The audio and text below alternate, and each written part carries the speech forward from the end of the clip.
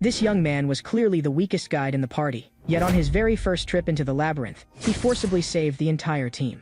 Labyrinths have always been layers of monsters and traps, and the adventurers who step into them usually fall into three categories. Warriors with powerful physiques who take the front line, priests who support the entire party with holy power, and the party's sole main damage dealer, the mage. And Cariel belonged to a fourth category. He had a special sensory ability, and people called him a guide. At this moment, these people were exploring a labyrinth. But right now, the labyrinth rats had become their greatest crisis. Because this was their first time entering a labyrinth, if they acted rashly now, it would very likely lead to a total party wipe. But just then, Cariel suddenly came over and said that if possible, he was willing to go first and see whether he could take down the labyrinth rats. However, his class was guide, whose duty was to lead the way and relay information. And in terms of combat ability, a guide was almost no different from an ordinary person. Adventurers were usually divided by rank, from beginner to intermediate to advanced, and a guide's combat power basically stopped at novice level. In other words, Cariel had no reason at all that required him to join the fight, but he understood the habits of labyrinth rats, so he wanted to gamble once. Because they lived in the dim labyrinth for long periods, they would not force their way into brightly lit places, so as long as he used himself as bait to lure them over, then lit the lantern the instant they got close, the strong light would instantly scorch their eyes. But even though he had already prepared himself mentally, this darkness still made Cariel feel chilled. As the giant rat rapidly closed in, Cariel immediately opened the lantern in his hand. At the moment the light burst forth, it stabbed straight into the giant rat's eyes. Cariel immediately seized that opening. His movements were extremely fast, and the short blade thrust out almost at the same time. The next second, the short blade drove viciously into the monster's body. After killing the monster, Cariel finally slowly let out a breath. The priest was dumbfounded and could not help exclaiming, "So lanterns can be used like that too?" But for a low-level monster like a labyrinth rat, most adventurers can deal with it. But before they had time to be happy, another monster instantly appeared behind him. When the priestess noticed it, her face instantly turned pale, and she shouted in terror, "Cariel, watch out behind you." The moment her words fell, just as Cariel turned his head, he saw that the labyrinth rat had already been burned inside and out by flames. And the one who had released the flames was Cariel's childhood friend, Reina. "We agreed earlier that we would fight together, Cariel. Why are you acting on your own? We only separated a few years ago and only recently met again, and I never expected you to have become this impulsive. Put that aside for now. I just saved you, and you do not even have a single word of thanks?" Cariel froze for a moment, then immediately thanked Reina. "Are you alright? I felt from the start that you seemed distracted, and the fact that you became a guide is strange in itself. You used to say you wanted to become a hero, so how did you suddenly change your mind? Could it be because of that incident?" Cariel's childhood dream really had been to become a hero. It was not until the day the village was attacked by monsters that he truly understood, because he was too weak, he could do nothing. That sense of powerlessness was carved deeply into Cariel's heart. Later, he came to accept that maybe he could not become a hero, but continuing on as a guide was not so bad either. Hearing this, Reina became even more certain of her guess. "But why did you go face the labyrinth rat alone just now? You clearly know you are not suited for battle. At critical moments, someone has to step forward. I cannot let my past weakness keep me from doing anything forever." After hearing those words, Reina's gaze noticeably softened. "Since we have rested enough, we should go complete this commission now. To find Mandrake." Most adventurers made their living through commissions, and newcomers like them had to form a party if they wanted to enter a labyrinth. "But first, let's go meet up with the group over there." Just as the two were preparing to set off, Cariel suddenly felt that something deeper in the labyrinth was not right. But for the moment, they still decided to confirm their position first, then go look for the Mandrake. Relying on Cariel's sensing ability, he locked onto the general direction of his companions. The warrior and the priest should still be investigating Area C. Meanwhile, the warrior had already made a rough inspection of the area. Just then, when he turned his head, a box suddenly entered his sight. He immediately walked toward the box. But the priest at once gave a cautious warning. Without a guide present, it was best not to touch things recklessly, because treasure chests in labyrinths were not necessarily treasure, they could also be traps. The scene shifted, and Cariel said that through sensing the airflow around him, he could further pinpoint the location of the Mandrake. Hearing that, Reina thought for a moment and then cast a sensory enhancement spell. It could strengthen a person's senses for a certain period of time. While thanking Reina, Cariel also said that he would be able to find the Mandrake very soon. Then, he pointed in the direction from which the smell was coming. Soon enough, the two of them really did find the place where the Mandrake was. But the deeper they went into the labyrinth, the stronger that smell became, mixed with a nauseating stench. And it was clearly coming from nearby. Seeing how tightly wound Cariel looked, as if he might explode at any moment, Reina felt he had suddenly become hard to get along with. She simply changed the subject. "Cariel, have you heard? The royal family has been suppressing bandit groups lately. I heard. But I also heard that several members of one of the bandit groups still have not been caught, so the extermination force is still hunting them down, and it is said that even a hero has been deployed. There have also been recent cases of merchants going missing, so it is not impossible that they are near the labyrinth. A ruin-like labyrinth like this is actually quite suitable for use as a base. So from here on, we have to be even more careful. After hearing that, Reina deliberately teased him, "Don't be scared. Big sister will protect you when the time comes." Just then, Cariel suddenly smelled an even stronger stench. Rena awkwardly explained that she had clearly taken a bath before leaving that morning. Cariel's eyes suddenly widened, and he quietly told her that was the smell of corpses. The two of them then immediately headed in the direction the smell was coming from. When they arrived near a sewer, looking down, they saw that a large number of corpses were actually floating on the water. This sudden sight made Cariel instantly realize that the situation now was extremely dangerous. Before the bandits discovered them, he had to reunite with his companions as quickly as possible if they were to have even a sliver of a chance to survive. Meanwhile, the priest was urging the warrior, saying that the most important thing now was to find the mandrake first. But the atmosphere here made her more and more uneasy the longer she stayed, and even the sound of the box being open made her shudder in fright. The warrior, however, said that opening a box was nothing to him. But when the priest looked carefully, she had the distinct feeling that this place seemed to connect to another space. So she asked the warrior whether they should go in and check once more. Could that sound just now have come from in here as well? With that question in mind, she asked the warrior again whether he had heard that sound just now. But the warrior gave no response at all. She had no choice but to reach out and pat him on the shoulder. The next second, the warrior's expression twisted, and his whole body collapsed straight to the ground. If he was not detoxified in time,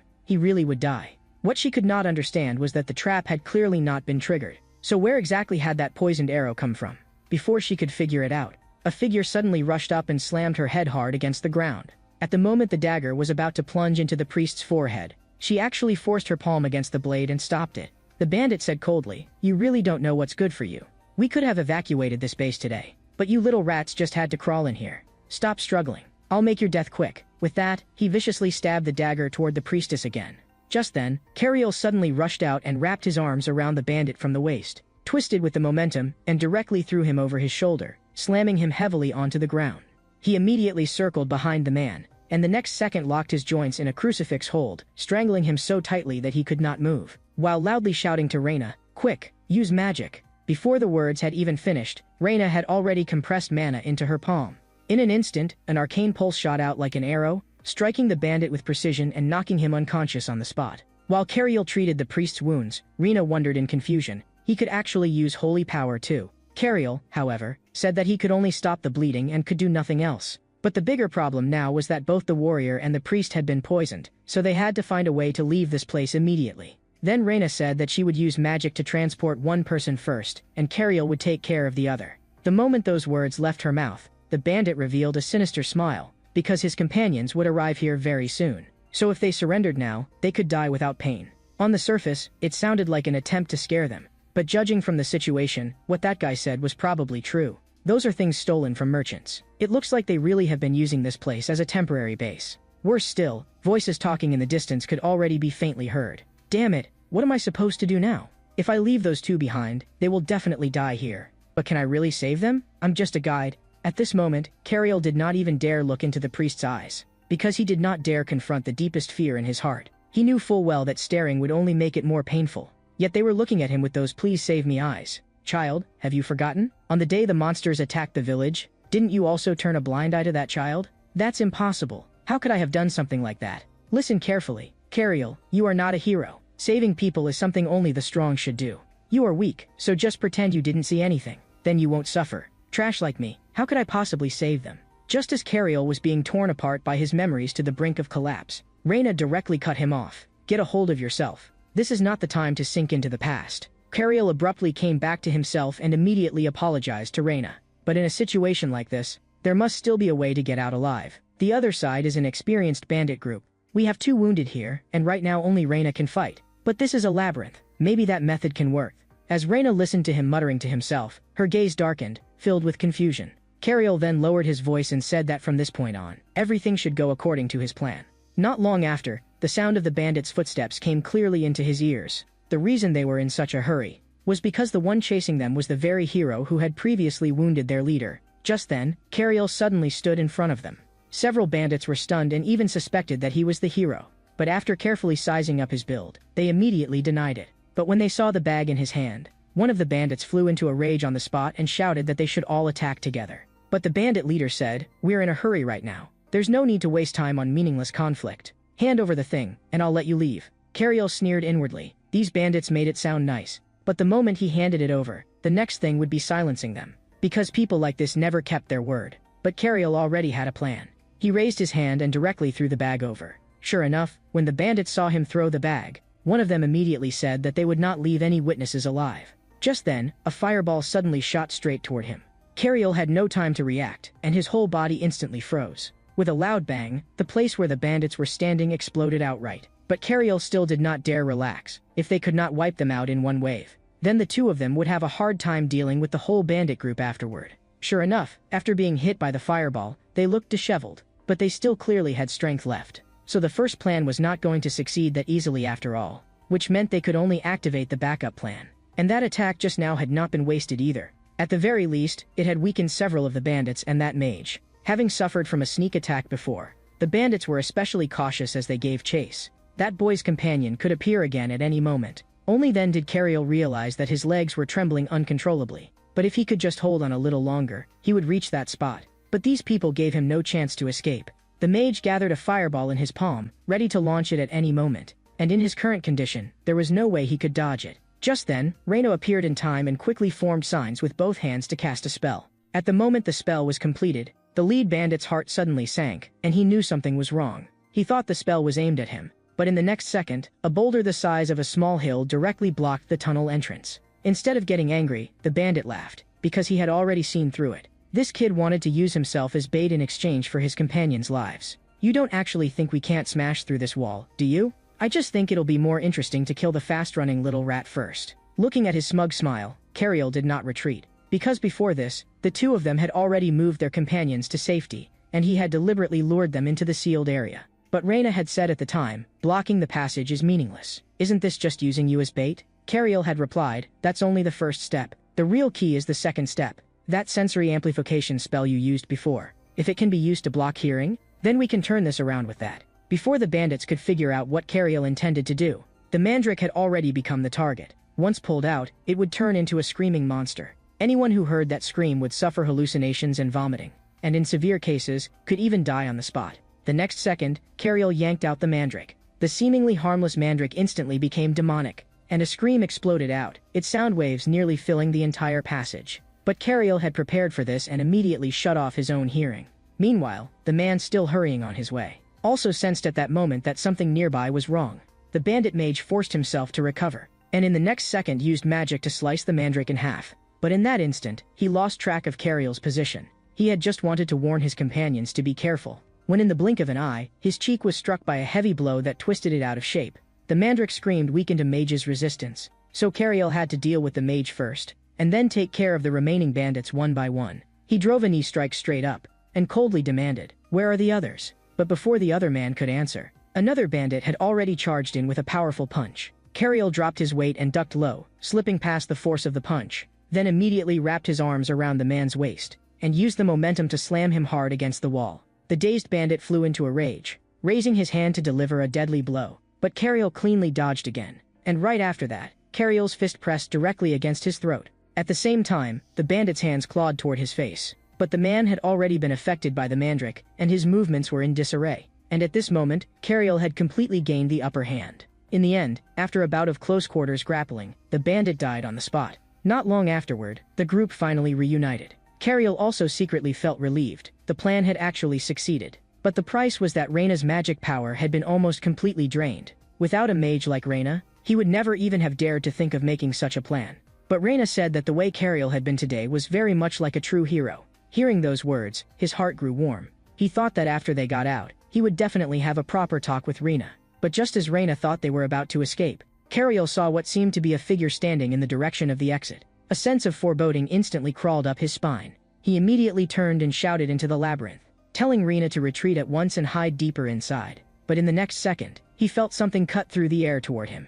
In the blink of an eye, a magic crystal was hurled right in front of him. At the critical moment, Reina used the last of her magic power to instantly transfer the magic crystal to the other side. But the aftershock of the explosion still left Cariel covered in injuries. That attack, that was the power of a magic crystal. The one who came must be the bandit leader. Just now, Reina protected me, so she must have suffered magical backlash. I have to get up immediately. But before he could rise, the leader hit him head-on with a kick. When the leader came closer and looked, he discovered that Cariel was only a guide. That made him feel the magic crystal had been wasted, but he had no time to bother with someone like that. So he turned directly and fixed his target on Reina. And as he stared at that receding figure, Cariel's consciousness began to sink little by little. All kinds of emotions tore through his mind. Why was he saving people, exactly? To be praised? Or because he had wanted to become a hero ever since childhood? Or was it for revenge against monsters? But he could not find the answer. But even without an answer, did saving people really have to have a reason?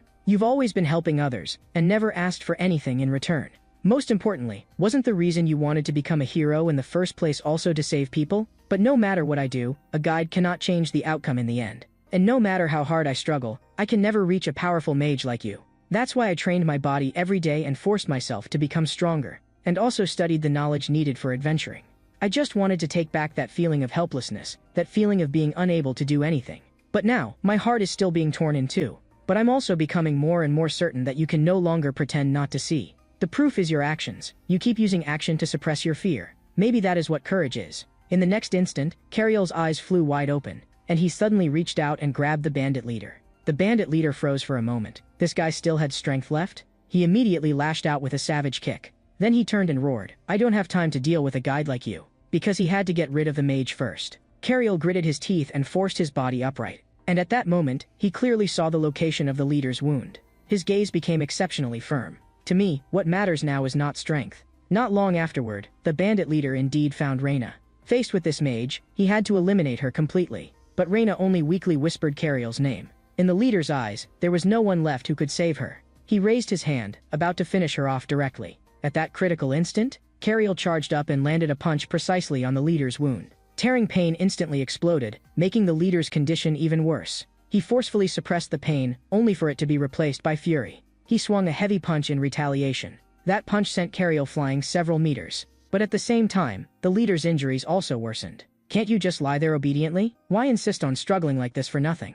I've changed my mind. I'll kill you first. Trash like weeds has to be uprooted first. Faced with his rage, Cariel had already made his choice. What matters is not finding a proper reason, but that my instincts are forcing me to do this right now.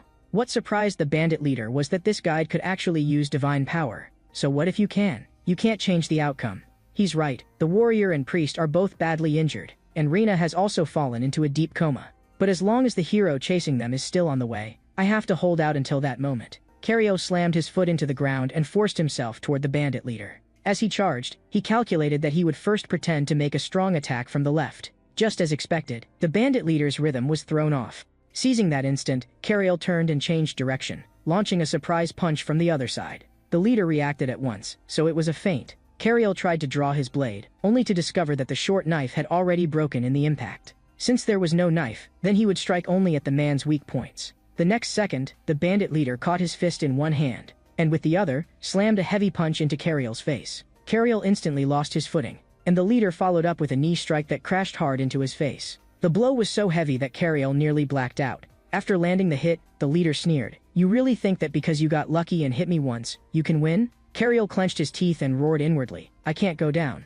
He squeezed out the last of his strength and threw himself at the bandit leader again. The leader looked at him and instead found it laughable. This kid was pitifully stupid. "I thought you had some skill.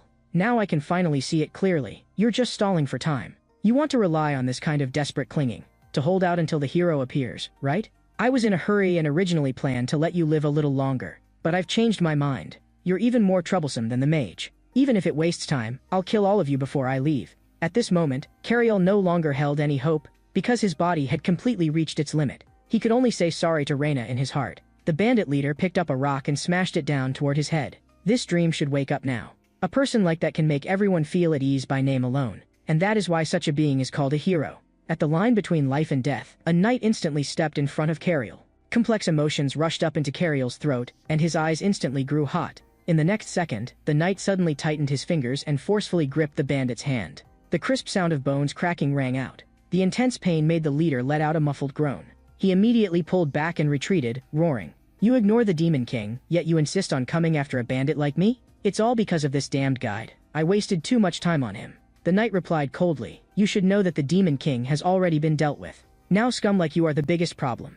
The knight's gaze was like a blade as he fixed it on the leader, then threw a punch. That overwhelming force made the leader's eyes roll back, and he dropped to his knees on the spot.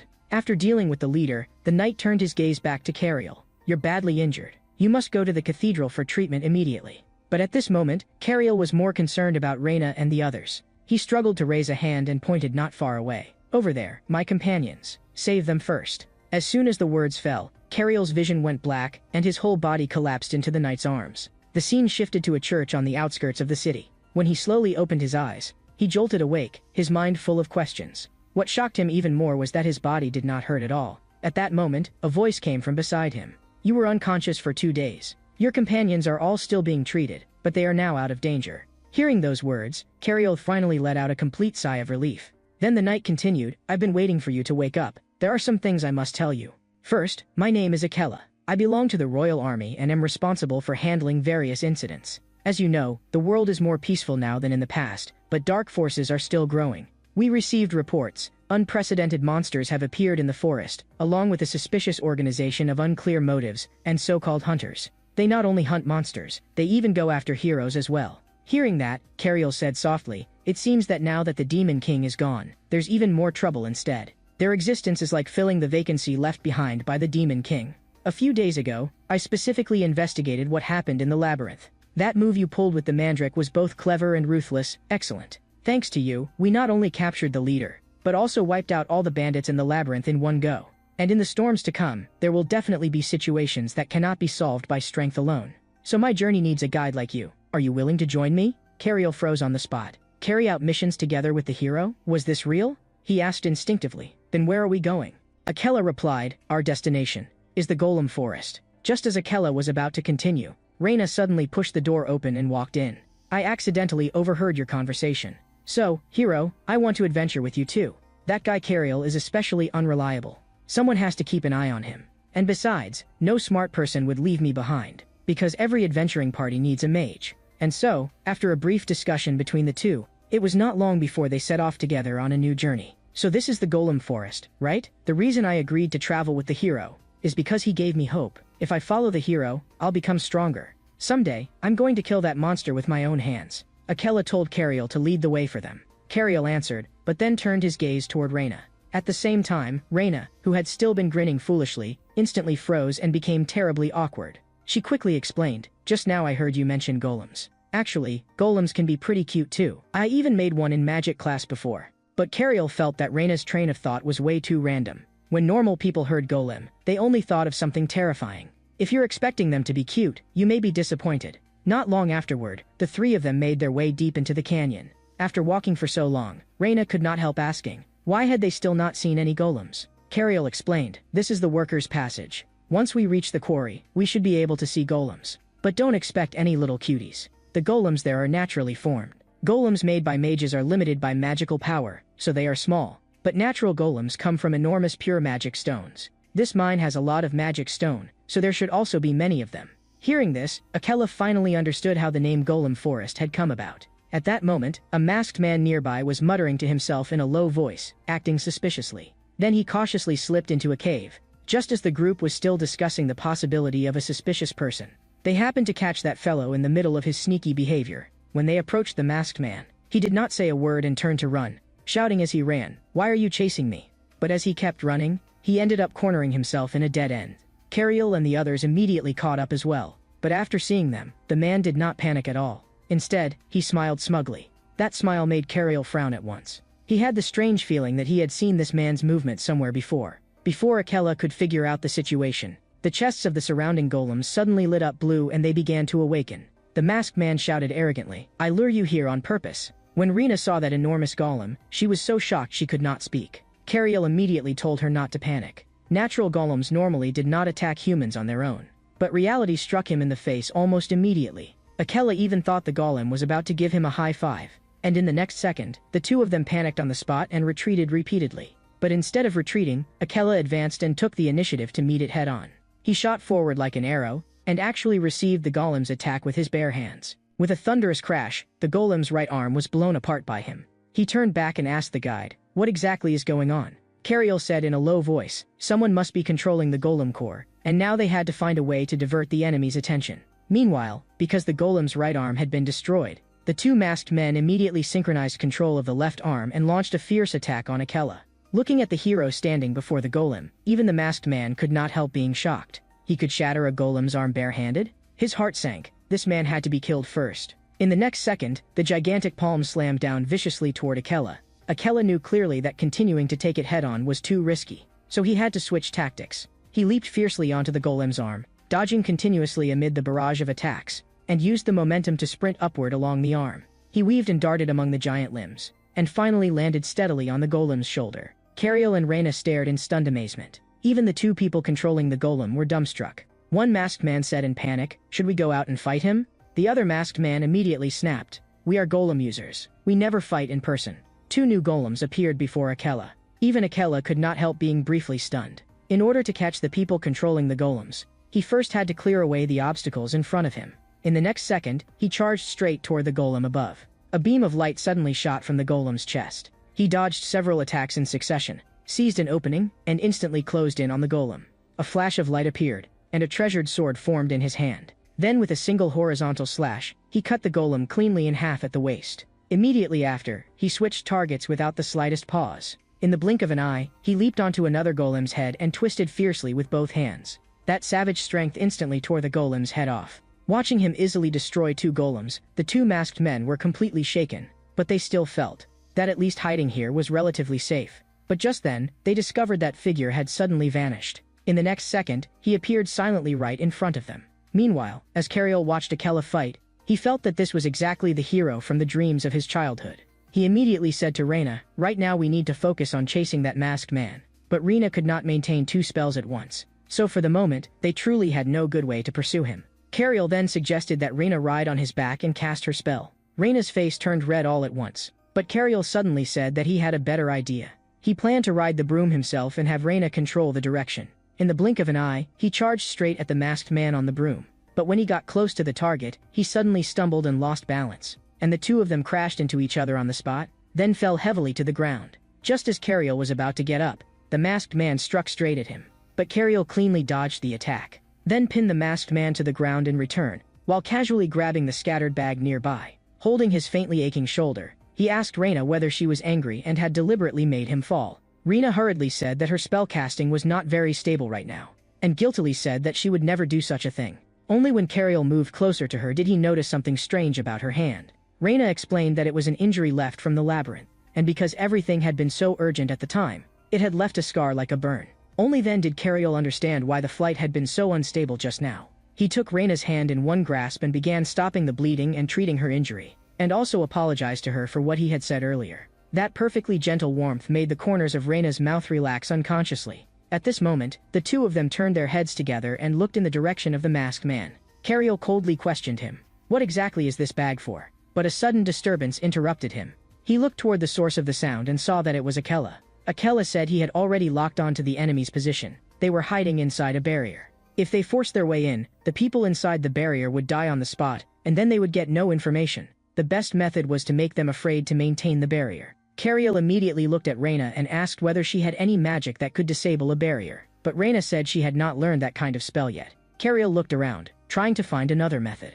He saw a pile of flour stacked nearby, and his mind lit up at once. In that case, maybe flour can do it. He turned to Reyna and said, "The injury on your hand looks like a burn. When magic is overused, the hands heat up, which means the circulation of magical power generates heat, and that's why you were burned when you touched the magic circle. If that's the case, then we can make them too afraid to use magical power." The two inside the barrier had originally thought that as long as they held their ground, victory was certain.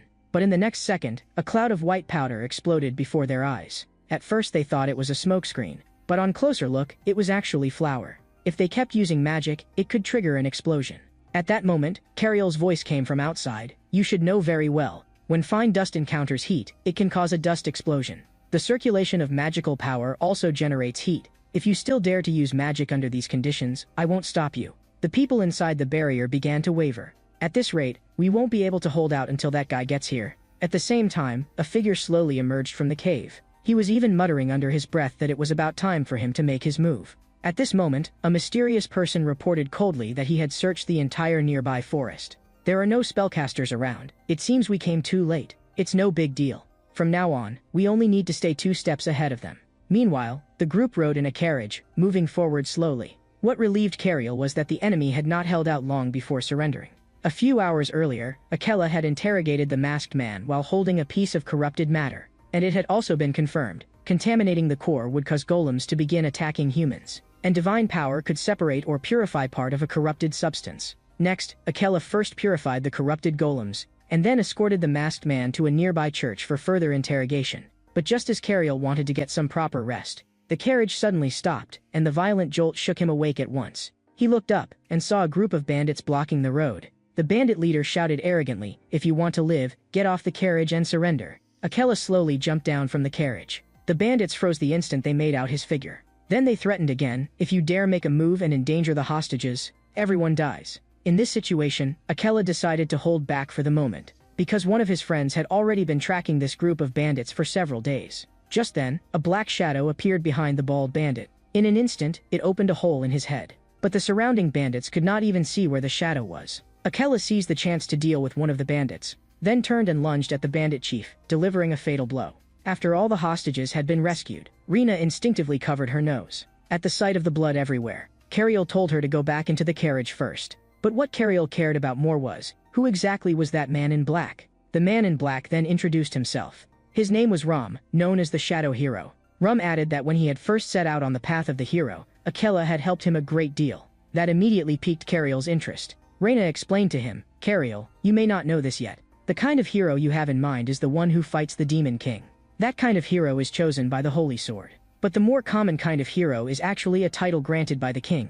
They are given exclusive epithets based on their respective abilities. Ram's epithet is Shadow, because he excels at stealth and assassination rather than frontal combat." After that, the two of them grew curious about Akela's epithet as well. Akela said that he was called the Tracker, because he had a sharp sense of smell and exceptional martial skill. Not only them, but the other heroes all had corresponding titles as well, such as Berserker and Arbiter, and also the Holy Sword Hero who subjugates the Demon King. So in the end, some heroes serve under the king and are responsible for maintaining stability in their regions. And people like the Holy Sword Hero, whose goal is to kill the Demon King, are equally revered, but their mission is entirely different. Cariel had misunderstood before because the Holy Sword Hero became far too famous after defeating the Demon King. And as for those heroes with epithets, unless someone deliberately looked into them, their deeds were not widely known. Hearing this, a thought arose in Cariel's heart. He hoped that one day he could meet all the heroes. Rum said, "If you're lucky enough, you may get to meet them very soon.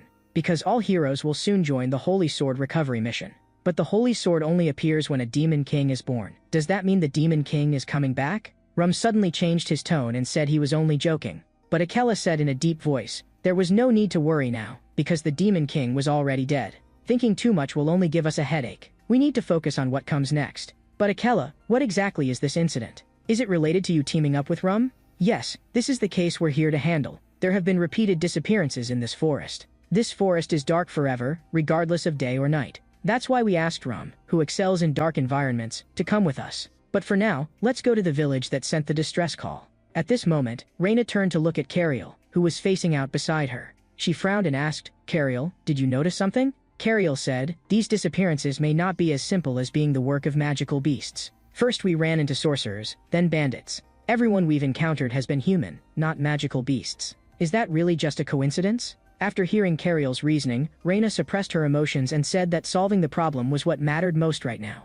"Don't worry. You're a guide, so you won't be at a disadvantage against humans. And thanks to you, we were able to catch those sorcerers so quickly." But Cariel still felt that something was off here, because humans could not possibly stay active in this forest of eternal night for long. The clearer that thought became, the more certain he was. Whoever had arranged things into a setup like this was most likely a magical beast. Afterward, the villagers actively cooperated with their investigation. After exchanging a few simple greetings, the village chief told them to rest for a while first. But Cariel wanted to move things along as quickly as possible and at least conduct a preliminary investigation today. Before long, the village chief called over several villagers. A female villager gave a brief introduction first. She said that her son had been missing in the forest for 3 days. Akela immediately asked, "Can you tell us exactly what happened in detail?" "To be precise, it was 3 days ago when we were passing through the forest. There have been frequent disappearances in this forest over the past few months. so at the time I was holding tightly to his hand the whole time. I clearly never let go, but he suddenly disappeared.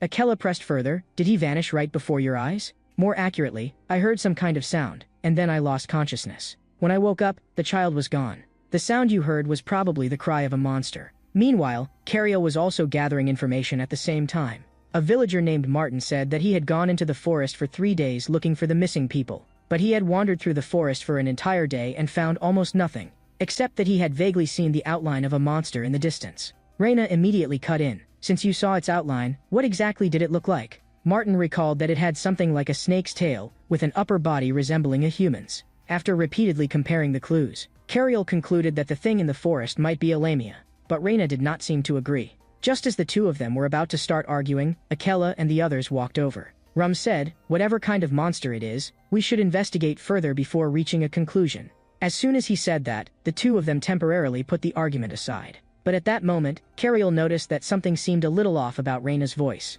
Was she nervous? Or had she caught a chill? In the blink of an eye, it was the next day, and the two of them headed to the meeting point. And their top priority right now was to find the child and eliminate the monster. But from this point on, they had to split into 2 groups to search. Cariel felt that he should be in the same group as Reina. This mission was focused on investigation, not brute force. The areas that had already been searched needed to be marked so that everyone could keep their progress synchronized. The clues in the forest were indeed too vague, so Ram and the others decided to look for the lake first, since a lamia would most likely appear near a water source. Because Yahello could judge the direction of the lake by its scent, and there were many lakes in this area, the smell of moisture was drifting from over there, though it was a bit far away. After confirming the direction, Rum decided to go over first and scout it out. Rum possessed the ability to interact with shadows, and he could move through them. But he could only bring that ability to its fullest extent in a place with a lake. But the lake before them seemed to have already dried up, leaving only a cracked lake bed. Meanwhile, Reina could not help complaining. They had been searching for so long and still had found nothing at all. But Cariel believed that there might still be areas they had not covered. He looked up above the treetops. We've been ignoring the high ground this whole time. The tree trunks in this forest are thick, and the branches are unusually dense. Countless branches are intertwined together, almost like a platform, which is why the forest is so dark. And these marks look like claw traces left behind by something climbing. But who should go up to investigate became the problem. Visibility was poor up high, and it would be easy to be ambushed. But Reina still decided, with the help of magic, to go up alone and take a look first. As she rose into midair, she discovered a huge crack in the center of the branch platform, then slipped into the hollow tree and began to investigate. But she still could not help worrying. What if something went wrong again? The inside of the tree hollow was not what she had imagined. There was almost nothing visible inside, as if it were cut off from the outside world, with even the air feeling heavy and stifling. Back at the Magic Academy, the private use of night vision magic had been strictly forbidden, and as a model student, Reina had never once broken the rules, so she was completely unaccustomed to seeing in the dark, and only when moonlight filtered in through the gaps in the branches did this place avoid becoming completely black. She deliberately dimmed her magical light source. If it was too bright, it would hurt her eyes and might also alert the monster. Her heart was pounding hard, absurdly loud. It was so quiet here that even footsteps were perfectly clear, and the enclosed space amplified every sound. Reina was so tense that she could sense every tiny movement she made, yet she overlooked the most important thing. She had not made proper use of her sense of smell. But that nauseating odor still forced its way into her nose. And at some point, the smell had become familiar. The smell of corpses, mixed with rot and blood, growing stronger and stronger. That smell had clearly been there all along, yet she had only noticed it now. Could her cold have dulled her sense of smell? She immediately decided to retreat first. The monster was very likely nearby. But just as she was about to leave, the sight before her instantly made her hair stand on end. Faced with such a thing, Reina's heartbeat instead seemed to stop for half a beat. What replaced it was a heavy pounding, like a hammer smashing against her chest. Again and again, shaking her with pain. Reina could barely breathe, and in her heart she prayed for it to stop sounding. She was afraid her heartbeat would expose her position and lure the monster over. She curled up in frozen place for a long time, before she finally managed to calm herself down a little. And when she finally gathered the courage and prepared to leave at once, an even more horrifying scene appeared. Her whole body was nailed to the spot, and Reina felt as though she had locked eyes with something. But she could not tell what kind of monster it was at all. In an instant, her body could not move at all. She did not know whether this was her body's instinctive reaction, or the monster's special ability. She forcibly cast a defensive spell, and only then barely managed to escape from the monster's jaws. Meanwhile, Cariel was still anxiously waiting beneath the tree. It's already been so long. She was only supposed to go up and take a look. Why hasn't Reina come down yet? Looks like I need to meet up with the heroes first, then go up together. Suddenly, a strange noise came from the distance, and the two immediately grew alert. Rum suggested going to the guide first to check the situation. At the same time, Cariel also heard the sound, and he suddenly turned his head. What was falling from the air was Reina. In the next second, Cariel sprinted madly toward where Reina would land. At the instant she was about to hit the ground, Cariel forcibly caught her. Looking at Reina's face covered in wounds, his voice tightened uncontrollably. What happened? But Reina gave no response, so Cariel immediately decided to take her for treatment first. Only after lying on the bed did Reina speak in broken fragments. She had encountered a monster. At the instant she was seized above, she had cast a defensive spell, and then lost consciousness. When she woke up, she found that she was being carried away in the monster's jaws. She seized the chance to cast magic onto the ground and break free, and that was how she escaped. Rum said, "Sorry to ask this, but why didn't the monster just eat Miss Reina directly?" Cariel answered, "Most likely it happened while she was in a hallucinatory state. That behavior was more like the monster storing food. Next, we have to find those children as quickly as possible." Seeing Cariel turn to leave, Reina forced out a smile and softly told him to make sure he came back safely. The very purpose of a guide's existence is to cut off uncontrollable variables in advance. Before entering, Rum wanted to share some information about the basilisk. The basilisk is called the King of Petrification, but although it is dangerous, its abilities and the way to deal with it change depending on the environment. It really can petrify people, but as long as you stay alert to the hallucinations caused by its gaze, you'll be fine. In addition, it is sometimes also classified as a horned cockatrice. Unlike ordinary adventurers, a guide must reorganize information from a calmer perspective and reduce variables to a minimum. Besides that, they also need to understand hunting experience, dungeon ecology, and related scientific knowledge. When working together with a mage, a guide can often play a decisive role, but their own combat strength is indeed rather weak. Not long afterward, the group arrived at that mysterious space. The deeper they went, the stronger the stench of decay became. And this smell was unlike the atmosphere of an ordinary labyrinth. Just as adventurers have ranks, monsters are likewise graded. They are basically divided into lower dash, middle dash, and upper tier monsters. These correspond to the level of danger that beginner teams up to high-ranked teams can handle. A cockatrice at this level already counted as a very strong monster. Cariel was just about to remind everyone, be careful of the monster using its gaze to create hallucinations, when in the next second, the monster appeared right in front of him. Damn it, my body won't move. That sense of oppression was exactly the same as when he had first seen a monster as a child. Yahello shoved Cariel away, his figure turning into an afterimage, and with a single slash he split the monster in two. Yahello immediately ordered that this side would be handled by them, and told Cariel to go find the children at once. Cariel's heart sank. He could not keep being dead weight. It would not do to keep following along while being unable to help. First observe the situation, then go find the missing children.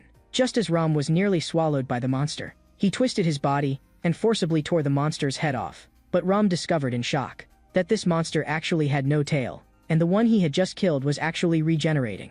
That immediately put Cariel on alert, because a cockatrice logically should not have regenerative ability. The reason was unclear, but the situation was undeniably bizarre. But where would a regenerative monster's weak point be? Could it be the heart? Cariel immediately shouted, "Go for the heart! Attack its heart!" After hearing his shout, the two of them began targeting only the heart area. After several rounds of fierce battle, the surrounding monsters were finally cleared out. Although Yahello still had doubts about the monsters, at least for now they could continue forward. But just as the group was preparing to go deeper, a suddenly appearing figure made them all freeze in place. Facing the extremely dangerous scene before them, Yahello forced himself to speak through his swaying body. He could still move for now, but they had to retreat from here immediately. He gripped his sword tightly and charged straight at the monster. At the side, Cariel's face had gone pale, and his voice carried restrained, unraveling fear. He could not understand it. Why would a siren appear here? In the next second, the siren's bewitching song slowly began to sound, dragging his consciousness little by little into chaos,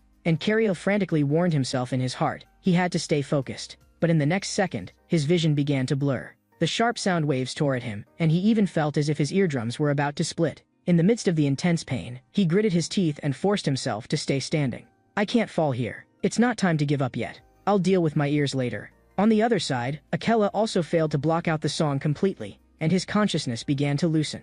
The monster immediately seized the opening and lunged at him with its jaws wide open. At the critical moment, relying on the last of his clarity, Cariel threw himself forward and shoved Yahello away, narrowly avoiding the fatal blow. The noise around them grew more and more chaotic, the monsters hissing, the siren's song, and all kinds of warped sounds intertwining together, making their heads throb as if they would split apart. Cariel supported Yahello and urgently asked about his condition. He spoke extremely quickly. "It's too dangerous right now. We have to leave immediately." he suddenly realized that Ram, who had been beside them just moments ago, was gone. Very soon, Yahello caught hold of Ram on the other side. Afterward, he immediately used divine power to heal the two of them. The crisis eased a little, and Cariel also forced himself to calm down. We first need to figure out what exactly that bizarre chimera is. It has both a siren song and a basilisk's illusions. There's no way we can withstand two kinds of mental attacks at once, and even worse, it can regenerate. If that's really the case, then we can only aim for the heart. But the problem is, where is this monster's heart? Does it have two hearts? Cariel fell into thought. The previous cockatrice had been a mixture of snake and chicken. The main body had been the chicken, so perhaps the heart had only ever been in the chicken's torso and never in the snake part. Then this hybrid of siren and basilisk might be structured similarly, or perhaps, like in the previous golem incident, there was a critical part controlling the whole. Maybe they could still use the same line of logic to find a way through. Many times, the answer lies in the most basic common sense. Yahello turned to Cariel and signaled for him to make a plan immediately. But judging from the map, to reach the siren's nest, they had to pass through a densely monster-infested area. And there was no way they could endure continuous mental attacks the whole way. So after thinking for a moment, Yahello proposed a plan. Someone had to act as bait, draw the monster's attention, and create an opening for the other person to lock onto the siren. Cariel suddenly interrupted him. Lord Yahello, can your sword release its power in a special way? Yahello said that he could charge the sword with divine power, then release all the stored energy at once. Afterward, some divine power would still remain in the blade, enough to inflict a fatal wound. While the two were discussing it, Rum suddenly spoke up. He would be the bait. That way, Yahello would be able to launch a surprise attack on the siren from behind. But Cariel proposed a different tactic. Yet time no longer allowed them to keep arguing. They had to move immediately. It was now deep night, the time when this kind of monster was most active. Darkness was a disadvantage for ordinary people, but for Rum, it was instead an advantage. Just then, the monsters launched a frenzied attack the instant they discovered Rum. Rum's figure flashed, dodging the claws coming straight at him, and with his backhand he brought down a heavy blow. His goal was clear: to hold back as many monsters as possible and create an opening for Yahello. Just as Rum's punch was about to land on the siren, the air suddenly grew heavy. The monster's pressure came down like something tangible, instantly invading his mind. He suddenly understood. From the moment they stepped into this area, they had already entered the monster's nest. But Cariel had already told Yahello the weakness he had inferred. Yahello immediately locked onto the basilisk side, then swung the fully charged sword and delivered a decisive strike. Because the monster's main body was precisely the part where the basilisk's heart was located. At the same time, Cariel seized the gap while the hero and the monster were entangled in battle and finally found a chance to search for the missing boy. Next, he sped forward by following that intense smell. He was certain in his heart that was the core area where the monster hid its prey. Before long, a concealed monster nest appeared before his eyes. The missing little boy was curled up in the corner of the nest. Just as Cariel was about to rescue the boy, the monster suddenly appeared in front of him. Even more troublesome, the boy was still some distance away from him. In the next second, the monster attacked him directly. In that life-and-death instant, Cariel did not take it head-on. He twisted his waist and dodged the fatal blow at the limit of his angle. Immediately after, he dashed to the boy's side in a single stride. He hoisted the boy onto his back and ran wildly toward the exit, even though he kept dodging along the way. The enraged monster still chased after him like it had gone mad. As the monster closed in behind him, Cariel decisively leaped down the slope beneath the nest's exit, while grabbing a dry branch at the side. But before he could steady himself, the branch snapped on the spot, and he lost his support and fell together with the boy. At that very instant, Rum caught Cariel's wrist like lightning. Not long afterward, when the group finally returned safely to the village, fortunately, the missing child was successfully rescued, and the disappearance case that had plagued the village for many days was finally completely solved. Reyna looked at Cariel, who was still unconscious, and her heart tightened. If only she could cast 2 spells at once, perhaps she could have provided more support during the battle. The village woman said that, to thank them for saving their lives, the village had prepared abundant food and local specialties. When Guide Sama wakes up, you must invite him to join us. But at that moment, Rum silently melted into the shadow in the corner of the wall. After spending so long with darkness, he was already used to it. Seeing this, the village woman smiled and said, "If you're not denying it, then I'll take that as you agreeing to join." But just as Rum was still lost in thought within the shadows, Yahello suddenly said to him, the investigation results on the monster corpse were in. He signaled for Ram to speak with him in private, saying there was important information that had to be discussed alone. Yahello slowly began. Before coming to this village, he had handled a case of a monster attacking humans. Only after investigating deeply did he discover that the monster had not been bloodthirsty by nature, but had completely lost control and turned to attacking humans only because its core had been contaminated by an unknown substance. But this case was even stranger. It was a malformed monster created by the fusion of a siren and a snake monster. At the fusion point between the two monsters, the investigators detected the same unknown substance as in that contaminated monster.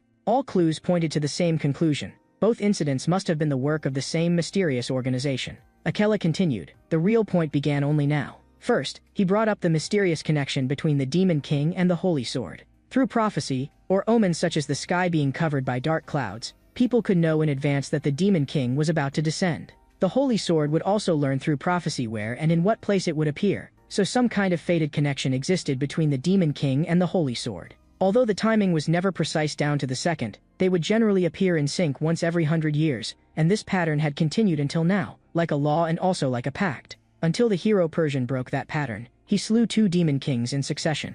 The first time was 30 years ago, and the second was 10 years ago, and to face the Demon King twice within the short span of 20 years meant that some change unknown to outsiders must have occurred behind the scenes. But Yahello said helplessly, when those 2 subjugations happened, he had not yet been a hero, so he did not know the details. After hearing this, Rum replied, "You mean that law was broken by the adjudicator? But that would only have been the first time the Demon King appeared unexpectedly early." Yahello immediately denied it. "I'm not trying to push the blame onto anyone, but after these 2 irregular subjugations, the 100-year law we believe in has already become almost worthless as a reference. Even if a new Demon King descended tomorrow, or the Holy Sword appeared, I would not find it strange." He added, "Of course, these are only speculations. Right now, there is no proof.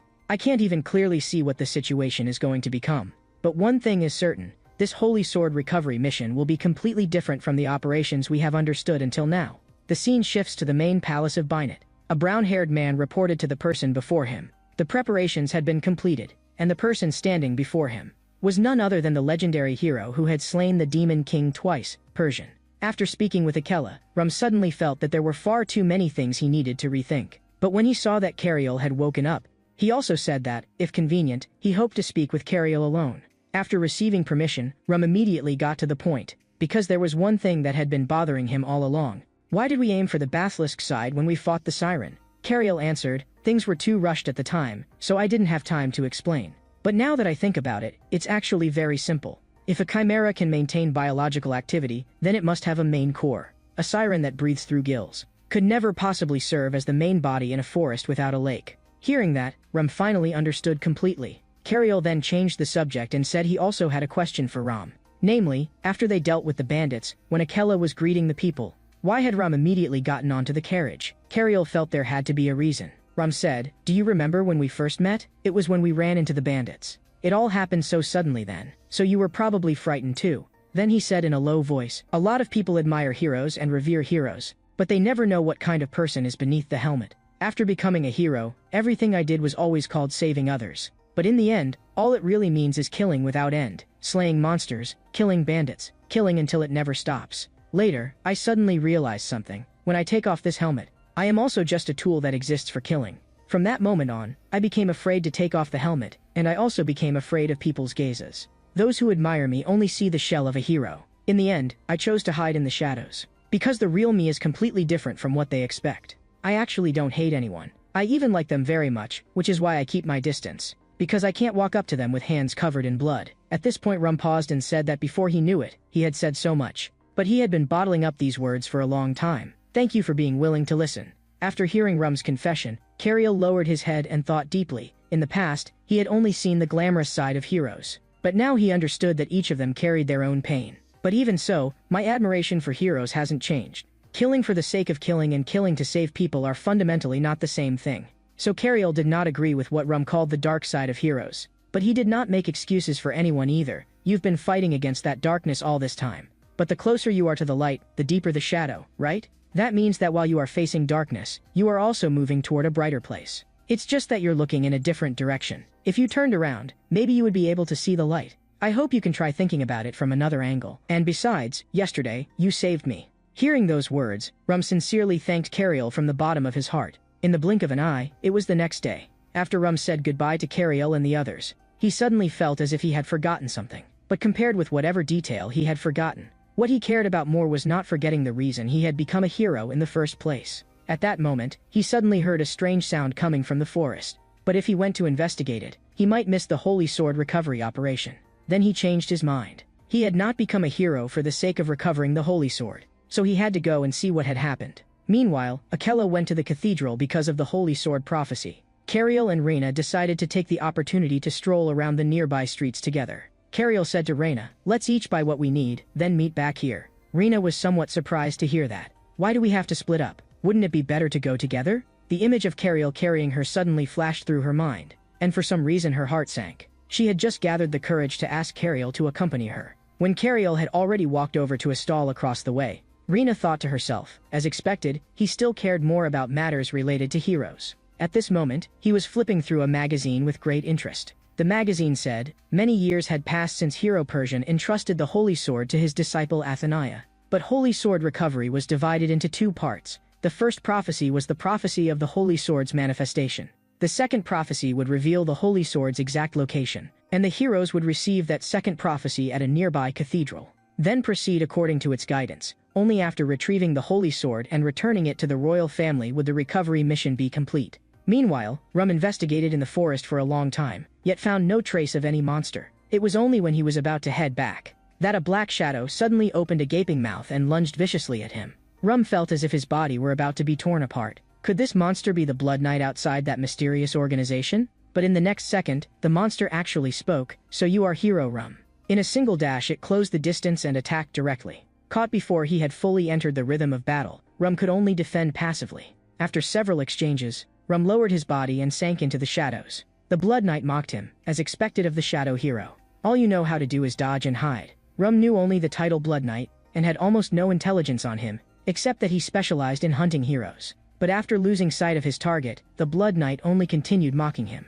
For Rum, there was no other choice. He could only widen the distance and look for an opening.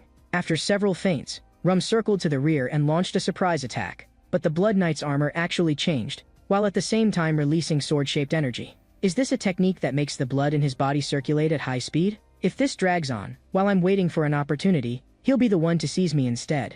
In this kind of frontal battle, Rum simply could not keep avoiding forever. The Blood Knight warned coldly, "Your little tricks won't work anymore. Don't think that running away can end everything.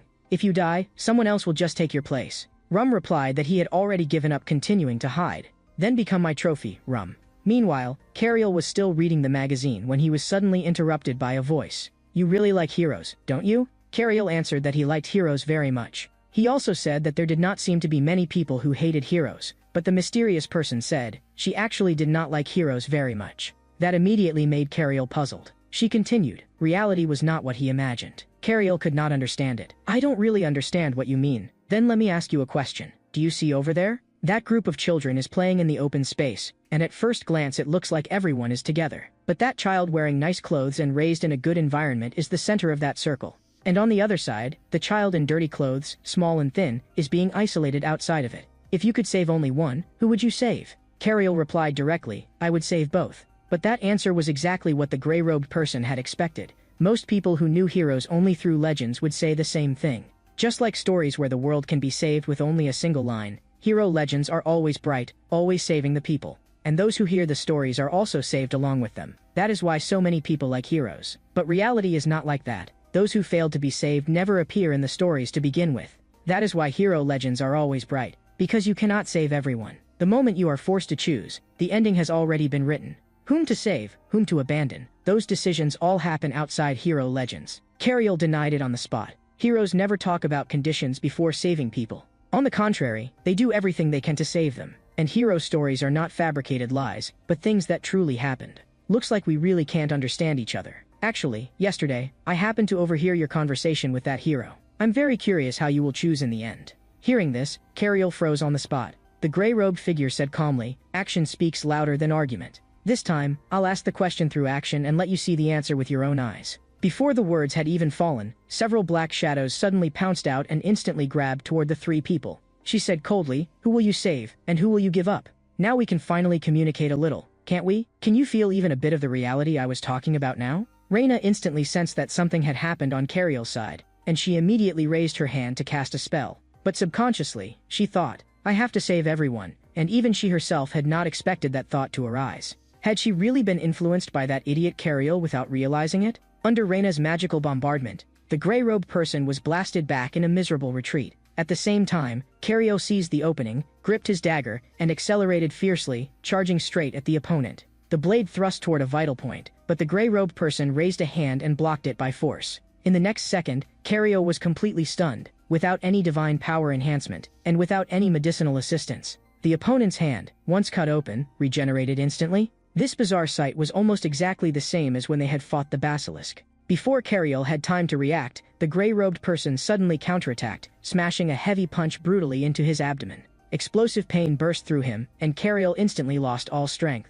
Seeing this, Rena immediately tried to rush over and support him. But the moment she moved, both of her hands were pinned down by an invisible force, and she could not move at all. The gray-robed person seized the chance, scooped up the child beside them, turned, and sprinted wildly into the depths of the forest. Cario's fury surged to the top. Enduring the pain, he was about to chase after them. But Rena hurriedly stopped him. Her expression was grave. That person was absurdly strong, and there was no way they could beat them. Right now they had to go get help from the hero immediately. At the same time, elsewhere, Akela had successfully completed the baptism at the church. The accompanying horses had also been prepared and were ready to depart at any moment. At that moment Cariol and Rena arrived in haste. Seeing them, Akela immediately said, "Perfect timing, we're setting out at once." But Cariol interrupted with a face full of urgency. Something terrible happened. Right in front of us just now, a child was abducted. The culprit was wearing a hood and had some kind of bizarre special power. After succeeding, they already fled into the forest connected to the outskirts of the village. But that forest connects directly to the primeval woodland, so the area is far too vast. With our tracking ability, it would normally take a week. Even traveling at full speed, it could still take 2 days to catch up. But we still have a mission right now, and behind all this there are even more truths that haven't been made public. The situation is extremely difficult. Countless thoughts surged through Akela's mind, forcing him for a moment into a dilemma, and leaving him unsure what to choose. Cariol spoke first. That kidnapper is most likely connected to the group related to the monsters. The other side is a monster organization we have no way of standing against. Only you, Lord Hero, have the ability to deal with them. Everyone, what I am about to do next is my own choice. Please understand. The scene shifts elsewhere. The abducted child was filled with terror and pleaded in a low voice. "I was only passing by here. Please let me go." The gray-robed person replied calmly, "Don't be afraid. I'm not here to hurt you. Do you usually get along well with your friends?" The child's eyes dimmed as she shook her head. "I don't know. They all seem like they don't want to play with me, and they always make fun of me for coming from an orphanage. The other children either have strong magical talent or the potential to become warriors. Everyone praises them, but I have nothing." The gray-robed person said softly, "It sounds like you're a lot like I used to be." The child suddenly looked up, her eyes full of confusion. "How are we alike? The difference is that you don't have power like mine." A spark lit up in her eyes at once. "Then can I have that kind of power too? What do I have to do?" "The method is simple, but there is one condition." "Only one condition?" "If I had power, my friends wouldn't laugh at me anymore. Maybe at school, the teachers would acknowledge me too and praise me." The gray-robed person followed up. "There is only one condition. It's very simple. I'll agree to any condition. As long as I can have power like yours, big sister, I can give up anything." Only then did the gray-robed person slowly reveal the truth. "The condition is, become a monster like me. People like us, who are never acknowledged, are never truly saved by anyone. But as long as you possess the power of a monster, from now on, you won't need to rely on anyone." The girl immediately rejected it. "I don't want that kind of power. I just want to get along well with my friends. And even if I run into trouble, Lord Hero will definitely come save me. So I don't need the power of a monster." Hearing that, the gray-robed person's tone suddenly turned cold. And with mockery she said, "There is no such thing as a hero in reality. Look at the situation you're in now. Don't you understand yet?" Meanwhile, Rum was still struggling in battle against the Blood Knight. After narrowly avoiding the other man's attack, he turned and slammed a punch into the Blood Knight's head. But that vicious punch was actually caught firmly in the Blood Knight's bite. Rum pressed the attack repeatedly, only to discover in shock that his attacks were somehow being reflected back at him. But he knew nothing about the Blood Knight's abilities. And just now, the other man had transformed his armor into yet another form. The Blood Knight suddenly smiled, and in the next second he closed in on Rom in an instant, sweeping a claw strike across Rom's helmet, then taking advantage of his imbalance to kick his lower leg. As the Blood Knight turned back around,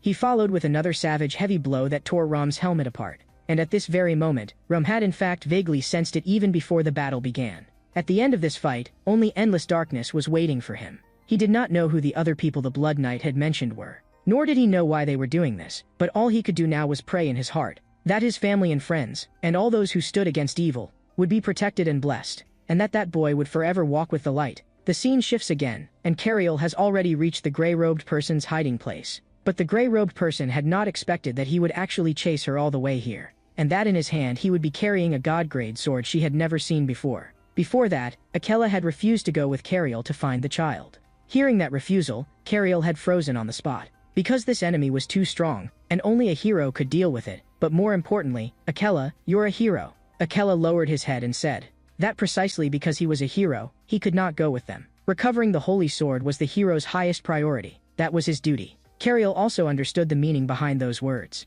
Rather than saving only one child, it was better to recover the holy sword first and save more people later. The hero had chosen the path of saving more people. But did it really have to be like that person said? Could only one side be saved? Cariel could not accept that choice, but he still accepted Akela's decision. After all kinds of unforeseen changes might arise during the holy sword recovery, and restoring the holy sword was the hero's responsibility to begin with, so the task of finding the child would fall to him. But just as the two were preparing to set out immediately, their companions also reminded them to be careful. The enemy may know about the holy sword recovery. You must be careful with what you say. Leave the information gathering about the child to us. Go without worry. Akela also called out to Cariel, then handed him the sword in his hand. But without a weapon, how will you fight, Akela? Don't worry. I can retrieve my sword from anywhere at any time. Also, I need to pass the prophecy on to you. The prophecy says, at the highest place, when your gaze meets the mother of monsters, the existence that pierces her child will appear. But what confused Cariel even more at this moment was, why had she taken this child? Faced with Cariel's questioning, she answered calmly, this was not kidnapping, but giving this weak child the right to choose. The kind of help for the weak you're talking about. Don't tell me you want to turn the child into a monster like you? So what if she becomes a monster? As long as it can save this world that is on the verge of collapse, that is enough. Those words instantly ignited Cariel's rage. If you really cared about that child, you wouldn't use a method like this. You're just forcing your twisted values onto her. After hearing that, the gray-robed person only found him childish. Everyone has stories they cannot speak of, and pain they cannot put into words. Not everyone thinks the way you do. What you call right is nothing more than making choices from a monster's way of thinking. Now that I think about it, it's ridiculous that I spent so long talking to an idealist as extreme as you. Enough nonsense. I'm taking the child today no matter what. Still, your mouth is sharper than I expected. From the moment a person with almost no combat strength dared to chase me all the way here. I knew it. You definitely had companions following you. In the next second, the gray-robed person attacked first. After dodging her attack, Cariel raised his hand and threw a punch at her. But she easily dodged it and struck back in return. Cariel steadied himself, gripped the sword in his hand tightly, and slashed at her with an upraised arm. Meanwhile, Reina had also finished her spell and blasted magic toward the gray-robed person. Just as the magic sphere was about to hit, a tornado-like force suddenly spiraled up around the gray-robed person, blocking all of Reina's magic. She muttered to herself in a low voice, becoming a monster was not the only bad thing, but at least this power was real. After seeing her fighting style clearly, Cariel immediately warned Reina, she should be a human-monster hybrid. The monster part is a xylophagus type, so test her first with burning magic. After that, I'll tell you more based on the situation. The two of them immediately assumed battle stances. The spell pattern in Reina's palm also began to form. After the gray-robed person casually threw the child aside, the monster's true form instantly manifested. In the next second, she lunged straight at Cariel with killing intent. At the same time, spikes suddenly burst out of the ground on the other side, shooting straight toward Reina. Cariel raised his sword and moved to defend. In the next second, he directly cut down the threats around Reina. At that moment, a huge sphere of light had already formed in Reina's palm. She pushed her hand forward, and terrifying magic instantly blasted toward the gray-robed person. But when the magic struck the opponent, Reina discovered in shock, it was almost completely ineffective. Seeing that, Cariel also grew suspicious. Did she have some other objective? But no matter what, this person had already abandoned her human identity. They absolutely could not let their guard down now. The gray-robed person said coldly, I've already shown you the gap between us clearly, and you still don't intend to give up? If you insist on continuing, then I'll get serious. In her heart, Reina quickly assessed the situation. Basic burning spells were ineffective, so she had to switch to something else. Then Cariel turned and asked Reina, when will the cathedral support arrive? Reina replied in a low voice, if they still haven't come after all this time, they were probably blocked on the way by monsters. As soon as she finished speaking, Reina hurled out an even stronger fire spell. Its power was indeed greater than before, but the damage it dealt to the gray-robed person was still limited. But this is already an intermediate spell. Just then, Cariel saw the key point. Those plants blooming from the monster's body were its true form, and they were fire-resistant plants, camellias. This kind of plant is common in forests built to resist and prevent fire, and it also has strong regenerative ability. Small flames won't hurt it at all. No matter how many you use, it won't help. Reina, you have to use your strongest fire magic. Reina gritted her teeth. Advanced magic required time to chant. Cariel replied immediately. During that time, I'll protect you. until you can launch the high-tier spell. Watching their little exchange, the gray-robed person's eyes completely darkened. She said coldly, "In the past, I never knew what patience meant. But now, you've exhausted all of mine, so die." As soon as the words fell, several vines instantly lunged in front of Cariel. He slashed several times, and although he cut through a few of them, he was still wounded by this bizarre assault. But before Reina's magic was complete, no matter the cost, he had to hold out. The gray-robed person sensed this and suddenly shifted the focus of her attack toward Reina. In the blink of an eye, vines and spikes wrapped around Reina layer upon layer. Cariel flashed over to support her, then swung the sword at the fastest speed he could. That strike did indeed resolve Reina's crisis, but he himself was tightly bound by a huge vine. The gray-robed person violently twisted the vine she controlled, and tearing pain instantly shot through Cariel's entire body. Looking at Cariel, who had nearly lost the ability to fight, the gray-robed person felt they were nothing more than ants she could crush at will. But just then, a strange sound reached her ears. The girl who had been wrapped up was using the fireball in her hand to melt away the surrounding plants little by little. Realizing something was wrong, she immediately cast a spell in an attempt to stop that attack. With Reina's shout, a huge, blazing fireball blasted straight toward the gray-robed person. The instant the fireball drew near, its light was dazzling like the sun. At the moment the high-tier fireball struck, the gray-robed person suddenly became dazed. Where was she? She saw the chair beside her, and memories surged up uncontrollably. This was the place where she used to watch her younger sister perform with her family. Even in the darkness, her sister had still shone so brightly it hurt the eyes. If one listened carefully, one could hear her enchanting singing voice. And if one followed that voice, she would be standing there, drawing away everyone's attention with her presence and her voice. But my sister's life and mine were completely different. I had no special talents at all. I was just an ordinary person. But we grew up in the same home, and we were even twins. Our family was poor, but our days were simple, and we were happy enough. Until the moment my sister stepped onto the stage. Our ordinary life began to warp little by little. After that, we moved away from our old home and into the city. The quiet school we once knew also became noisy. At that time, I still did not understand just how special my sister was. I only saw that everyone kept talking about her, saying she was like a genius. But to me, she was just a lovely child. When our father told stories, she would also become completely absorbed in legends of heroes. But one conversation changed everything. Mother said to my sister, a noble from the royal family was willing to build a stage for her. If her performance succeeded, she might become a new noble. The letter sent by the nobles proved that my sister really was exceptional. She accepted all the praise, while I only felt myself becoming smaller and smaller. I had actually always denied my sister's influence. But the conversation I heard that day forced me to face reality. From then on, I could no longer treat my sister as casually as before. Later, I happened to find a new piece of clothing and put it on without thinking. But why had that piece of clothing been set aside by itself? Only then did I remember, it might have been a birthday gift for me. But when Mother saw me wearing the new clothes, she flew into a rage at once. Those are your sister's clothes. You're completely useless to this family. All you do is cause trouble. It was the first time I had ever seen Mother so furious, and I was filled with guilt. I thought I had to apologize to my sister. She was so kind that she would definitely forgive me. But my sister had already known everything. She said she had lots of clothes, and that it did not matter if one was missing. Mother had gotten angry only because she had been under too much pressure lately. My sister forgave me. To ease the mood, I suggested we go watch a play about a hero saving a princess together. But my sister refused me, saying she needed to practice, and before leaving, she tossed out one sentence, "Who still watches outdated plays like that now?" I suddenly felt that everyone was changing. Was I the only one left standing still? Since that was the case, I stopped clinging to the heroes in stories. Because I had someone more dependable than any hero, my father. He would not favor my sister just because she was exceptional.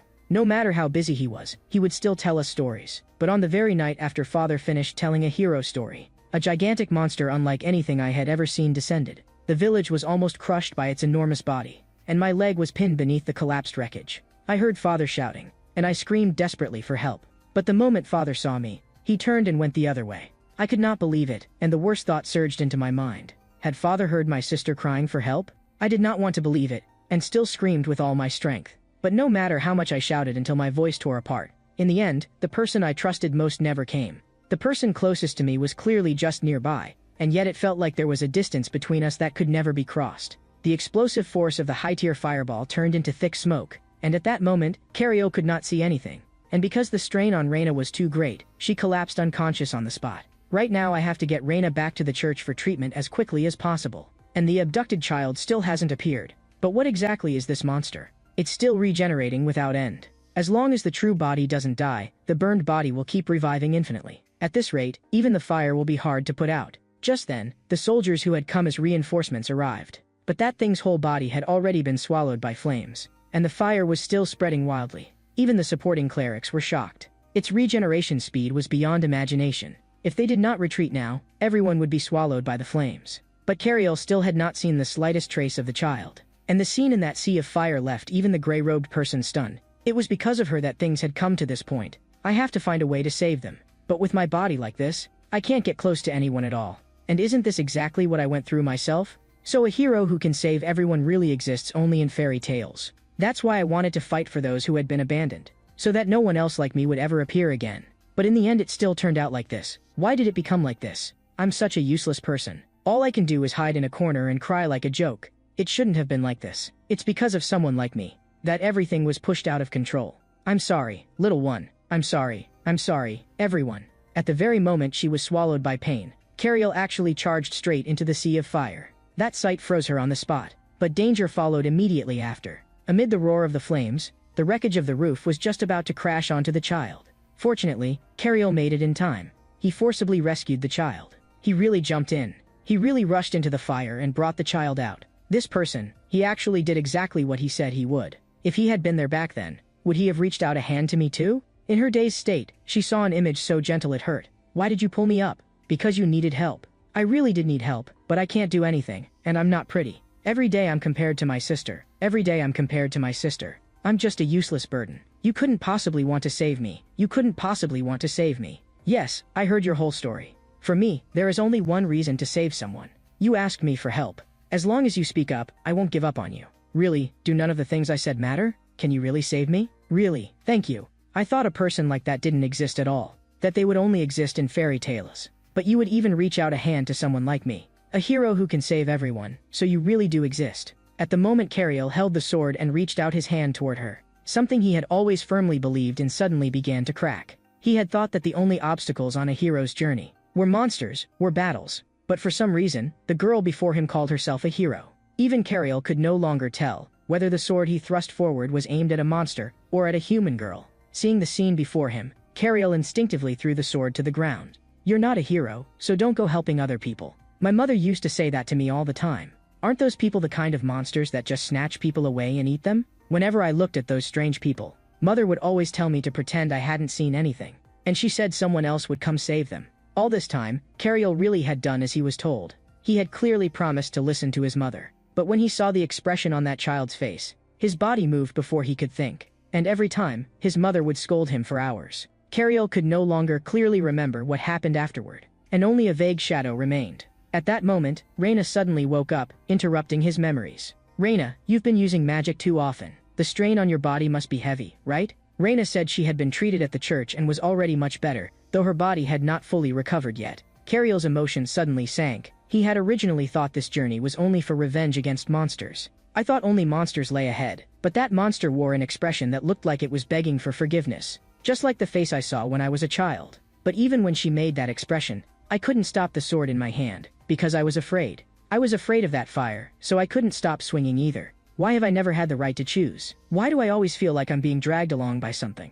Reina argued back. No one could do every single thing perfectly. Cariel said in a low voice, that person called herself a hero in the end. But I had already given up on becoming a hero long ago. If I really were the kind of hero she said I was, maybe everything would have been different. My friends and my village wouldn't have ended up like that. But the possibility of me becoming a hero is almost zero. And yet no matter how I think about it, I still can't seem to let go of becoming a hero. Not long afterward, Cariel and Reina headed toward the labyrinth Echidna. Akela had said that the place in the prophecy was the highest point where one's gaze meets the mother of monsters. The highest point spoken of by the mother of monsters, Echidna, should be the top of that tower. And to enter the labyrinth, they still had to pass through several checkpoints. Do you see that tower? That's our target. Behind the tower lies the contaminated land. Look carefully. The sky looks as though it has split open. This place is called the entrance to the demon realm. Legend says the demon king appears from there. Suddenly, Cariel stared in a certain direction, his brow tightening in pain. That chilling gaze. Whose is it? Then he explained to Reina. That feeling is like making eye contact with some being on the other side of the demon realm. Cariel could not understand why it felt that way. He only knew that the chill had suddenly crept over him. Soon, the two arrived at the checkpoint guarded by soldiers. But without royal permission, no one could enter here. Reina reported Akela's name. He requested that we take part in the Holy Sword recovery operation. But the guard did not seem to know anything about the Holy Sword recovery mission, and still refused to let them in. Monsters are gathering right now, and the situation is chaotic. Leave immediately. Unexpectedly, the moment those words fell, Reina excitedly said that they could fight too. Although she was still forcing herself a bit, as long as she rested a little more, she could join in. That statement instantly set the guard off. What nonsense are you brats talking about? Take your boyfriend beside you and get lost already. Reina still wanted to explain, but someone beside them suddenly spoke up and interrupted. Turning toward the voice, they heard the person say, "Companions of hero Yahello? Then that's no surprise. It seems they're the same as us, followers of a hero." The moment the guard saw who had arrived, he was instantly shocked. "If even you are here, then that means that person is here too, doesn't it?" "That's right, Hero Asura has already arrived here." Elsewhere, the soldiers faced off against the trolls, and battle was on the verge of breaking out. At that moment, one person stepped out of the formation and ordered the archers to hold their fire for now. When he gave the signal, everyone was to fire at once. "You all withdraw from the fight first." After saying that, he drew the twin blades at his waist, and actually charged alone straight at the monsters. In the next instant, one troll was cut clean in two on the spot. Immediately after, he moved like the wind, his twin blades flashing left and right, and in one breath cut down a small group of trolls. He was too fast, and the soldiers were stunned on the spot. They had not even seen clearly what had happened. And the one who had just slain the trolls was none other than Hero Asura. He was the only disciple who had studied swordsmanship under Sword Saint Persian, and also the hero who had personally obtained the Holy Sword and inherited all of its symbolic meaning. Just like his title suggested, he loved battle, and his combat ability ranked in the top 3 among all heroes. So he was always the first to be sent to the front lines or to core missions. Hearing that a hero of that level was nearby, Cariel felt both relieved and involuntarily nervous. Soon, the next day arrived, and Cariel lightly tapped Reina on the shoulder. He pointed ahead and said that person looked like the girl who had helped yesterday. So the two decided to follow her first. As they passed through the military camp, they did not expect that the girl was already waiting for them ahead. Cariel first thanked her for what had happened before, but Reina said they still had not found the group. The girl suddenly turned around and asked her companion behind her for his opinion. "We can let you join the party, but first I need to know what your classes are. My younger brother is about your age too, and he nearly died in a labyrinth before, so I can't take risks." Looking at that person, Reina felt he resembled the apprentice warrior she had seen before. Unexpectedly, in the next moment he said that he was very interested in the class of guide, because his younger brother had been gravely injured in a labyrinth last time. He had been hurt so badly that he was almost dead, and the only reason he survived was because of that person. At first, his brother had looked down on the other person for being a guide, but that person had never given up on saving them, and that was why his brother survived. Someday, he wanted to meet that person in person and thank him face to face. He had heard that even a cleric had nearly been stabbed by bandits at the time, and that person was the one who had blocked the attack. So he also wanted to truly understand the class of guide. His younger brother also wanted to adventure with that guide again, but because he was always dragging others down, he had been blaming himself ever since. But when I asked my brother that person's name, he just wouldn't say. I only know the other person was a guide. But no matter what, someday when I meet him, I'll definitely repay him. Reina smiled and looked at Cariel. By the sound of that description, it was obviously you. Cariel's face grew hot, and then he said he did not know who that person was either, but that person must be very strong and certainly worth learning from. Suddenly, a voice interrupted them. "Soup's here." The girl carried over a bowl of bizarre-looking food and said seriously, "You have to eat your fill before entering the labyrinth, or you'll get so hungry you can't walk. But let me be clear first, I can't guarantee the taste. If you won't eat it, I'll make you eat it." The two of them painfully said that they would finish it with smiles on their faces. Looking at her, Cariel asked, "By the way, you came to find us, so it probably wasn't just to thank us, right?" The girl admitted, "We want to ask whether you have any news about Lord Yahello, but we're outsiders, so it's easy for us to feel out of place, and we're not in our best condition either." She nodded. "Then let's go together until you find that lord. Still, you two look very young, yet you can become companions of a hero, which means your abilities must be unusual." Cariel said that he was only an apprentice. "But this companion of mine has been recognized by the Magic Academy, and she's very reliable." The girl looked a little surprised. "That really is beyond my expectations. I'm high rank, and he's mid-rank. We're childhood friends with Asura. But Cariel, why would Yahello bring beginners like you as companions?" Cariel said, "Maybe it's because we have the qualities of a hero, just kidding. He must have his own judgment." The girl continued, "Aren't you curious about the meaning behind adventurer ranks? Why is it that even though Cariel's physical abilities are clearly so strong, he ended up becoming a guide instead of a warrior?" She raised a hand and signaled. "I'll explain it clearly now. What is called chi flows through the human body. Majors call it magical power. Different people have different constitutions, divided into inner circulation types, outer circulation types, conversion types, and so on. These categories aren't arbitrary. They directly determine what class suits you and what rank you can reach. Let me use an example so you can understand. Suppose there is a strong Cario here and an ordinary mid-rank adventurer, and the two fight barehanded. Who do you think wins? Reina thought for a moment. Apprentice rank Cario could not possibly beat a mid-rank adventurer. The answer was revealed. Cario would definitely win. Reina froze on the spot. Here's another example. Cario with a longsword against a mid-rank adventurer with a club, assuming their technique is the same. Who wins the duel? Reina said, obviously Cario. He can even win barehanded, and now he has a weapon too. The girl shook her head. But in reality, as long as the opponent makes no mistakes, Cario's chance of winning is almost zero. Having guessed wrong both times, Reina fell completely silent. How is that possible? The girl explained, unless someone had a special constitution, the physical difference from apprentice to mid-rank, and even to high rank, was not very obvious. The reason was simple. Most people's physical upper limit was about the same. The key lay in constitutional type. Cario was an inner circulation type, so he could not infuse chi into a weapon. And talented adventurers were mostly outer circulation types, capable of pouring chi into their weapons. But being able to infuse it did not mean certain victory. The true core was more complicated. Weapons were consumables by nature. The more they were used, the more easily they were damaged, and their blades would grow dull. But once you completed a connection and used your body to perceive the weapon, another phenomenon would appear. The more you swung it, the sharper the blade became instead, and the greater its durability. The principle was like muscle. You connected your chi to a lifeless weapon, and gave it the traits that only living things possessed. That way it would not deteriorate, and might even grow. Through this, one could determine which class suited you, and what rank you could attain. In Cario's case, his physical ability was already almost at its limit, and he had already done everything he could. But differences in constitution determined the upper limit, so he had no choice but to give up the warrior path, which had a hard limitation. And on top of that, with only ordinary equipment, he might still be able to hold out against humans. But when facing monsters, obvious limitations would appear. And for him, the threshold for connecting with a weapon was absurdly low. Weapons were also affected by constitution. Cario added, I can explain that part. When I choose equipment, constitution really is important. But there's not enough time right now, so I'll explain it next time. At that moment, the soldiers announced that they could enter the labyrinth now. The girl looked at the two's thin clothes and asked whether they wanted to pick out some warmer clothing.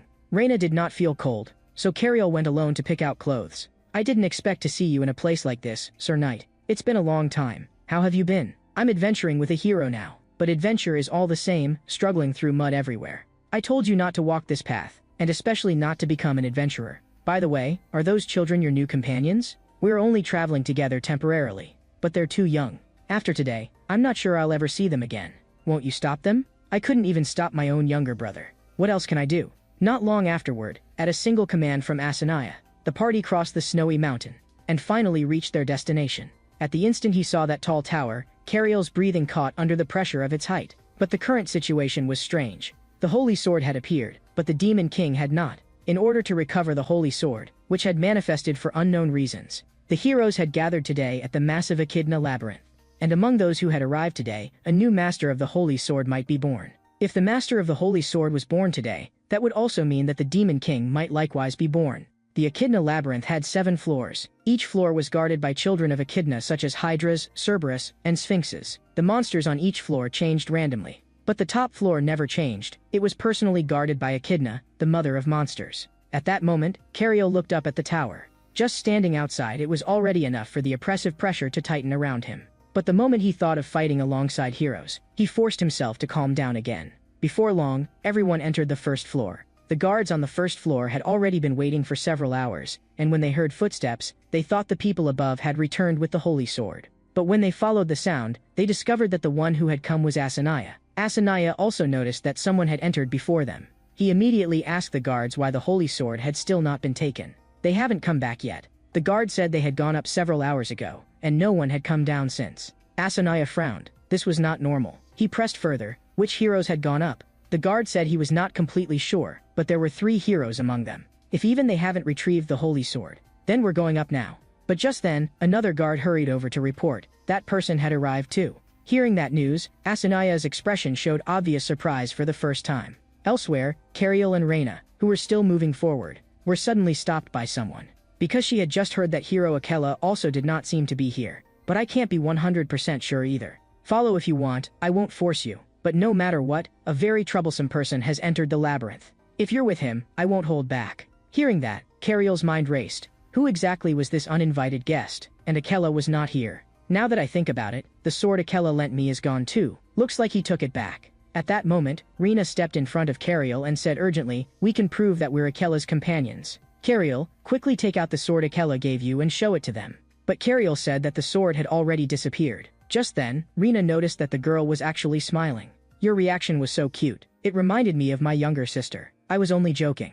I know you weren't lying. Just don't cause trouble." Rena immediately grew even more annoyed. They had actually been treated like children and teased. But come to think of it, we don't even know each other's names. Then let's introduce ourselves properly. My name is Ines. Nice to meet you. Looks like we'll be acting together for a while. I'm Cariel, but can I call you Big Sister? The moment he said that, Rena instantly broke down. When we first entered a labyrinth, I told you to call me Big Sister, and you completely ignored me, because you look younger than I do. The scene shifts to the area of the second floor. When Asura saw the newcomer, the first thing he said was, "Long time no see. I was wondering why there weren't any monsters along the way. So it was you who cleared them out, resent. Long time no see, Asura. You were the first hero I ever met, weren't you? By the way, couldn't you clean up a little more neatly? The monsters are already dead, and you know how my skill works. Resent, did you feel that presence too?" "I did. It seems someone entered here with ill intent. We need to raise our guard. I came here for 2 reasons. First, to obtain the holy sword. Second, this place is closest to the gate to the demon world. Looks like we sense the same presence. That presence feels like something on the level of a demon king."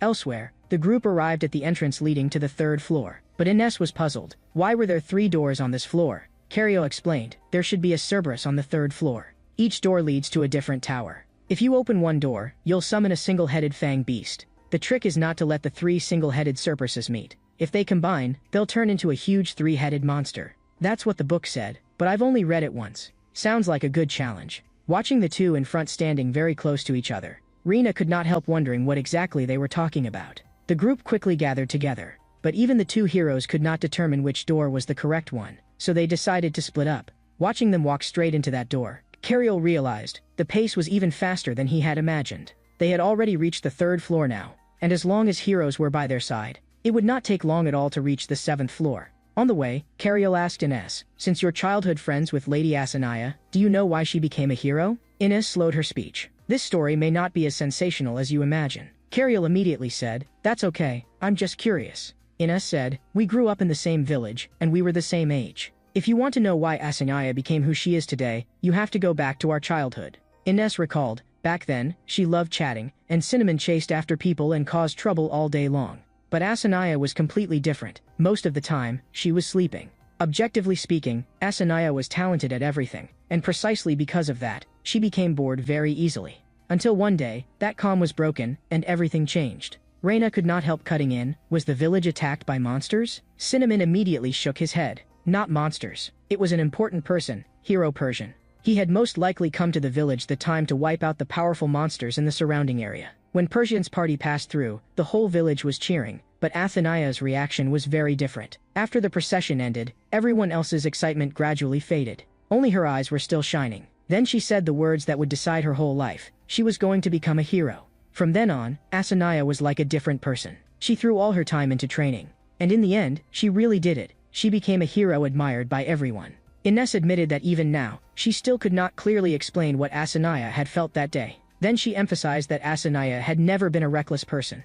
She had definitely not become a hero just because it looked cool. And because of that bond, the 3 of them were still as close today as they had been in childhood. Of course, that was only part of it, not the whole truth. But the group had already walked a long way, and along the route, let alone a Cerberus, they had not seen even half a monster. Rena thought deeply. Maybe all the monsters had been drawn to the other 2 towers. Elsewhere, Asura caught a faint sound that was drawing closer. Is the sound coming from behind, or ahead, or from some other direction? This is troublesome.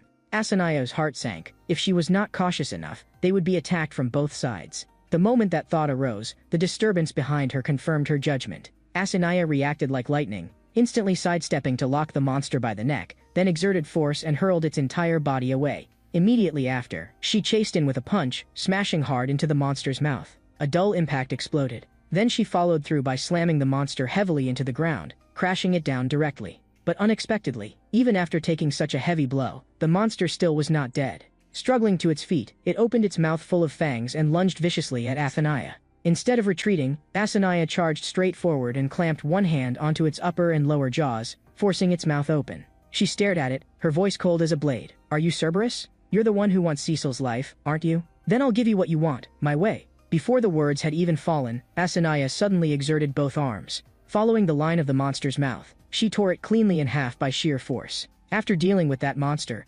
Asuna suddenly remembered there was still another person in the labyrinth. She immediately turned back to the group and asked where that person had gone. Cinnamon said, that person may not be with us, but for safety's sake, we should still go check. Asuna rejected it outright. No need. We wait here. Just as no one noticed anything, a strange sound suddenly came from the entrance to the 5th floor. The heavy door slowly opened, and a pitch-black figure was standing in the doorway. Resent cried out on the spot, a monster. Asuna immediately corrected him. Don't be stupid, that's a hero.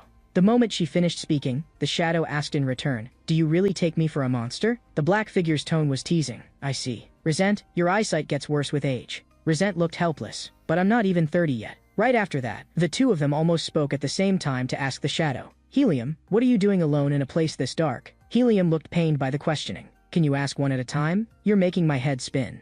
He explained that he had just been scouting ahead and had discovered that this floor was full of doors and passageways everywhere. As he saw it, this was the true labyrinth. And up to now, he had not encountered a single monster either. Seeing this unfamiliar hero, Cariel was full of questions and turned to ask the person beside him who he was. The attendant immediately introduced him. This hero's nickname is Helium, and he was formally invested at a very young age. His core skill comes from the sun's holy power, so he has always been highly sought after. Some groups even worship him with almost fanatical devotion.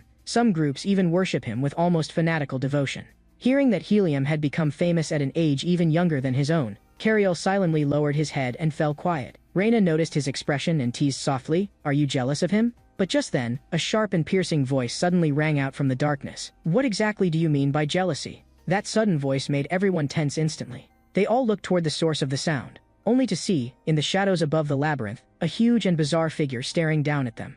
It looked down upon the group. That was the Sphinx of the 5th floor. The Sphinx slowly said, let me remind you first, here, the light of wisdom is stronger than any blade. Instead of warming up, you should loosen those stiff brains of yours. Now, whoever will answer the question, step forward here. Resent frowned. If we can't solve it, we can't get through? Helium slammed his greatsword into the ground, his presence flaring up. What's there to fear? I'll smash that door down right now.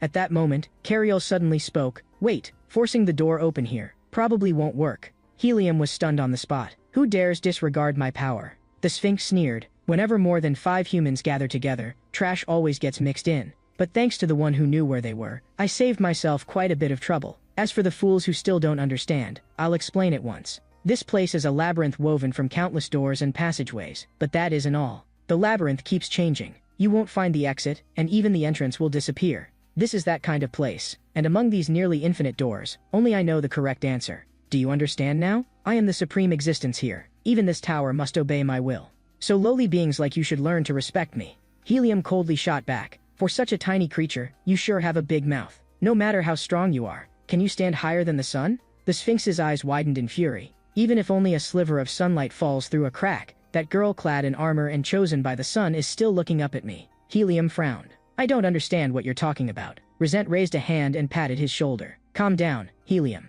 The Sphinx's expression darkened. Meaningless chatter is pointless. Before I grow bored, I will guide you. It stretched out its claws, pushed forward the man who stopped that girl from acting rashly. The moment those words were spoken, the soldiers immediately began searching around for the one who had spoken earlier. Only then did they realize that the person was actually a guide. Reina reached out, trying to stop him. Cariel, you don't have to force yourself. But Cariel stared at the Sphinx and asked, if I answer wrong, what happens? The Sphinx propped its chin on one hand and smiled lightly. I nearly forgot to mention the most important part. He grinned wide. You're not asking because you don't know, are you? But what does knowing change? You want to climb this tower. If you answer even one word wrong, you die. Reina's expression changed, and she looked at Cariel anxiously. Maybe you shouldn't agree to this. But Cariel stepped forward. I have to agree. He looked back at Reina. Right now, I have no choice. Because the Sphinx was an intelligent monster capable of communication. As long as dialogue was still possible, I couldn't treat it as just an ordinary monster. I have to remember what was written in my father's notes about sphinxes. Stay calm. I have to stay calm. I have to think. At the same time, the 3 heroes exchanged looks, all finding the situation painfully ironic. The Sphinx sneered. First time carrying something like this, right? The tension is written all over your face. Since you've got some courage, I'll start with a question. Listen carefully. What walks on 4 legs in the morning, 2 legs at noon, and 3 legs in the evening? Hearing the question, Reina visibly relaxed. I've heard this riddle before. It won't be hard for Cariel. But she was also puzzled. Why was Cariel not answering immediately? At that moment, cold sweat was pouring down Cariel's face. It's actually asking me this one. Seeing Cariel stay silent, the Sphinx curled its lips and laughed. Hard, isn't it? I pitied you, so I chose the easiest one. But for the sake of my reputation, you'll have to try harder. Want me to give you a hint? Elsewhere, the 3 heroes spoke in hushed voices. Looks like in the end we'll have to rely on force. What's the answer? Is it a monster? Wait, don't rush, it might have another motive. At the same time, Rena silently prayed in her heart. Cariel must have his reason for doing this. Just then, Cariel suddenly spoke, his voice crisp and clear. The answer is a human. The 4 legs in the morning are ignorant childhood. The 2 legs at noon are strong youth. The 3 legs at night are old age leaning on a cane. The Sphinx raised the corner of its mouth slightly. Correct. Resent muttered in a low voice. That's it? We got through just like that? Nothing went wrong? The heart hanging in Rena's chest finally settled, and she could not help smiling.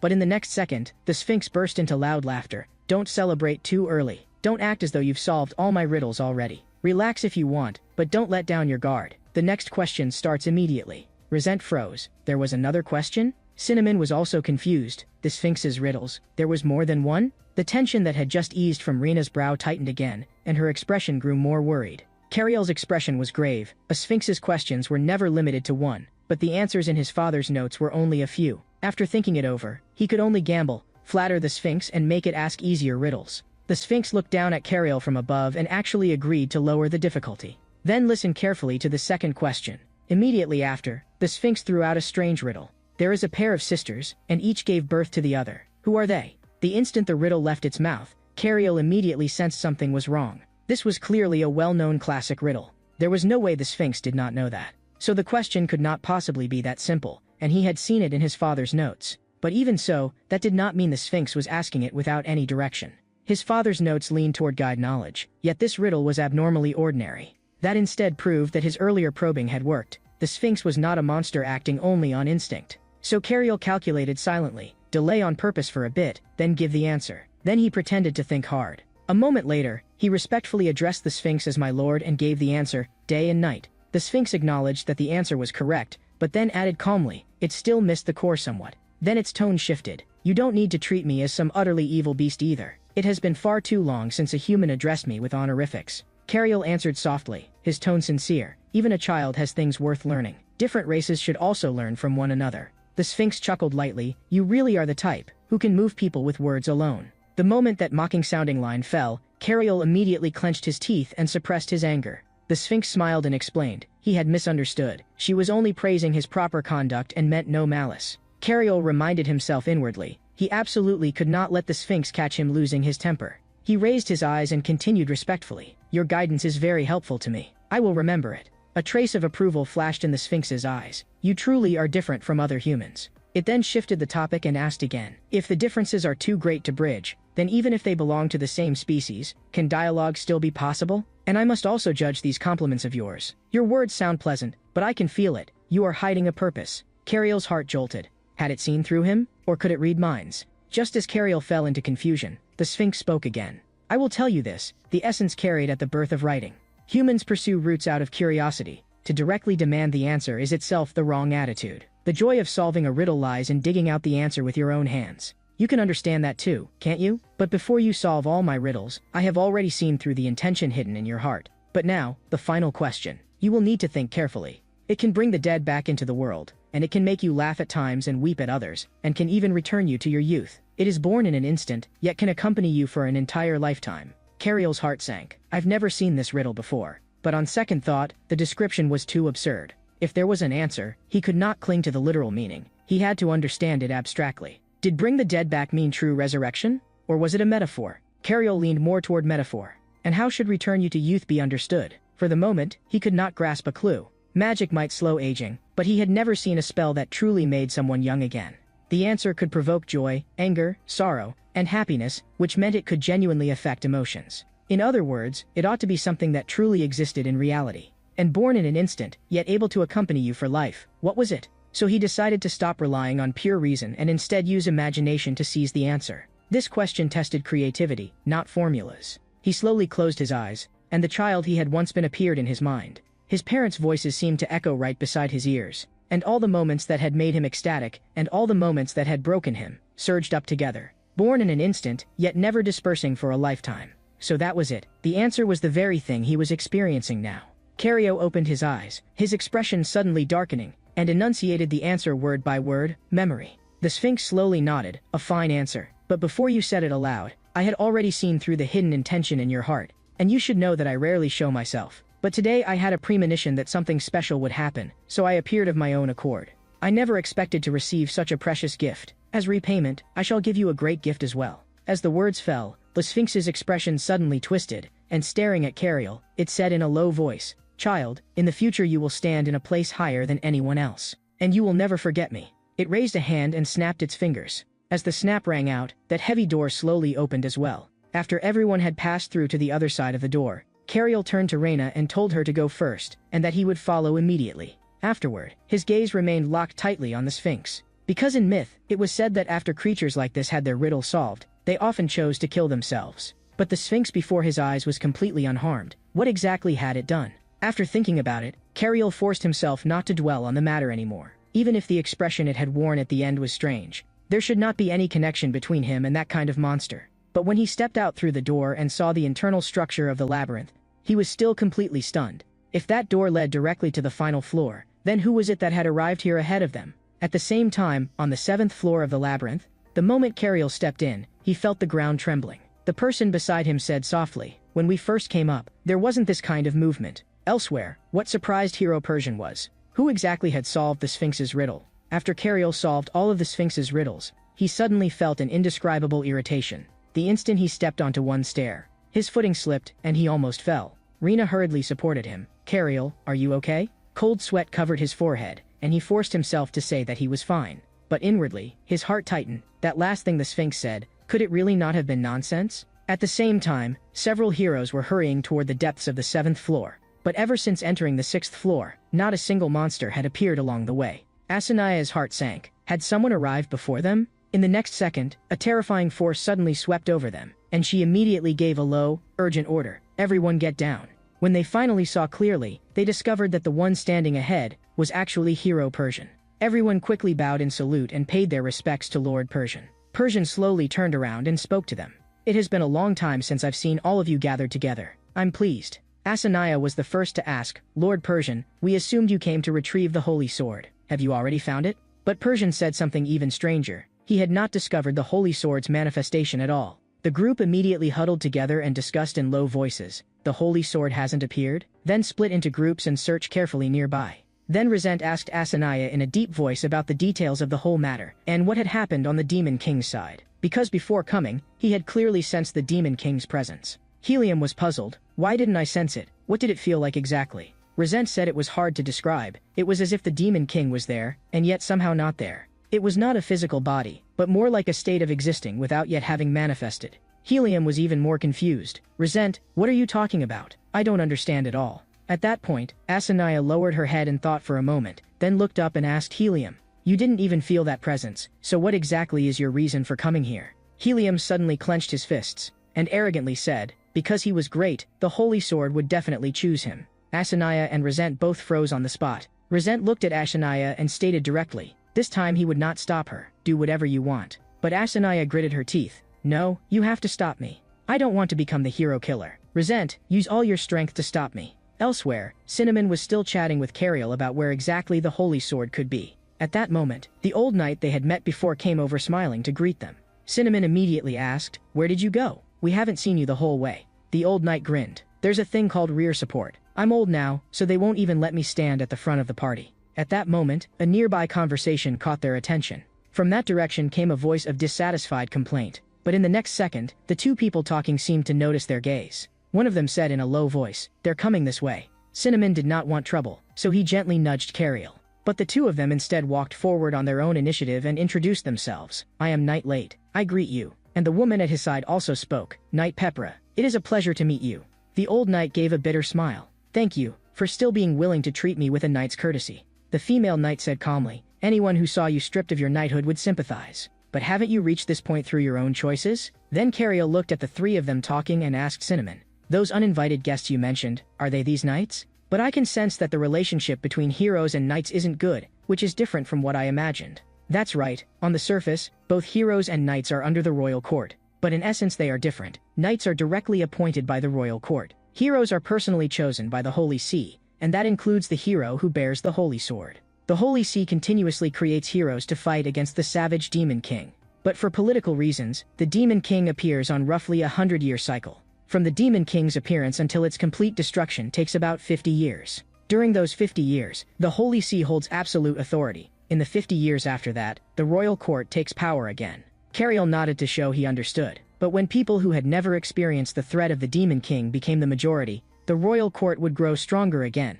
Power would naturally ebb and flow with the Demon King's appearance and destruction. Cinnamon's tone grew heavier, but the Demon King appeared twice in a row, which directly shattered that formerly stable flow of power. Normally heroes and knights would have almost no friction, but because of this abnormal situation. Thinking of the old knight, Cariel asked, then why is that man so unwelcome? But at that moment Ines suddenly interrupted. They had to immediately head deeper into the 7th floor and continue searching for the Holy Sword. After Cinnamon said goodbye to Cariel, Cariel turned to Reina and suggested, we don't have anything to do right now. Want to go look for the Holy Sword together? Reina immediately agreed. Waiting around was boring anyway. At that moment, the two of them turned their eyes toward Persian in the distance. When Cariel saw Persian's immensely oppressive back, he blanked out for an instant. He had never imagined he would meet this legend here. Just then, a burst of hurried footsteps approached from behind. Cariel came back to himself, and Helium was already standing in front of him with a dark expression. Cariel muttered inwardly, I don't think I've offended him, have I? And also, what is with this height? Helium glared at Cariel's gaze, his tone smoldering with irritation. Were you just thinking I'm short? What kind of attitude is that? You dare look down on a hero? And you're the one, aren't you, the one who kept muttering behind my back just now? Reina frowned. She stepped forward and rebuked him coldly. Mind your own business. Interrupting people like that, is that what a hero is supposed to do? Cariel immediately reached out and covered Reina's mouth, then hurriedly apologized to Helium and said that he would watch his wording in the future. Helium gave a cold snort, waved a hand, and arrogantly tossed out one sentence, be more careful next time. Cariel looked at his departing back and added that something like that would absolutely not happen again. And deeper within the labyrinth, a mysterious figure was hiding in a dark corner, coldly observing their every move.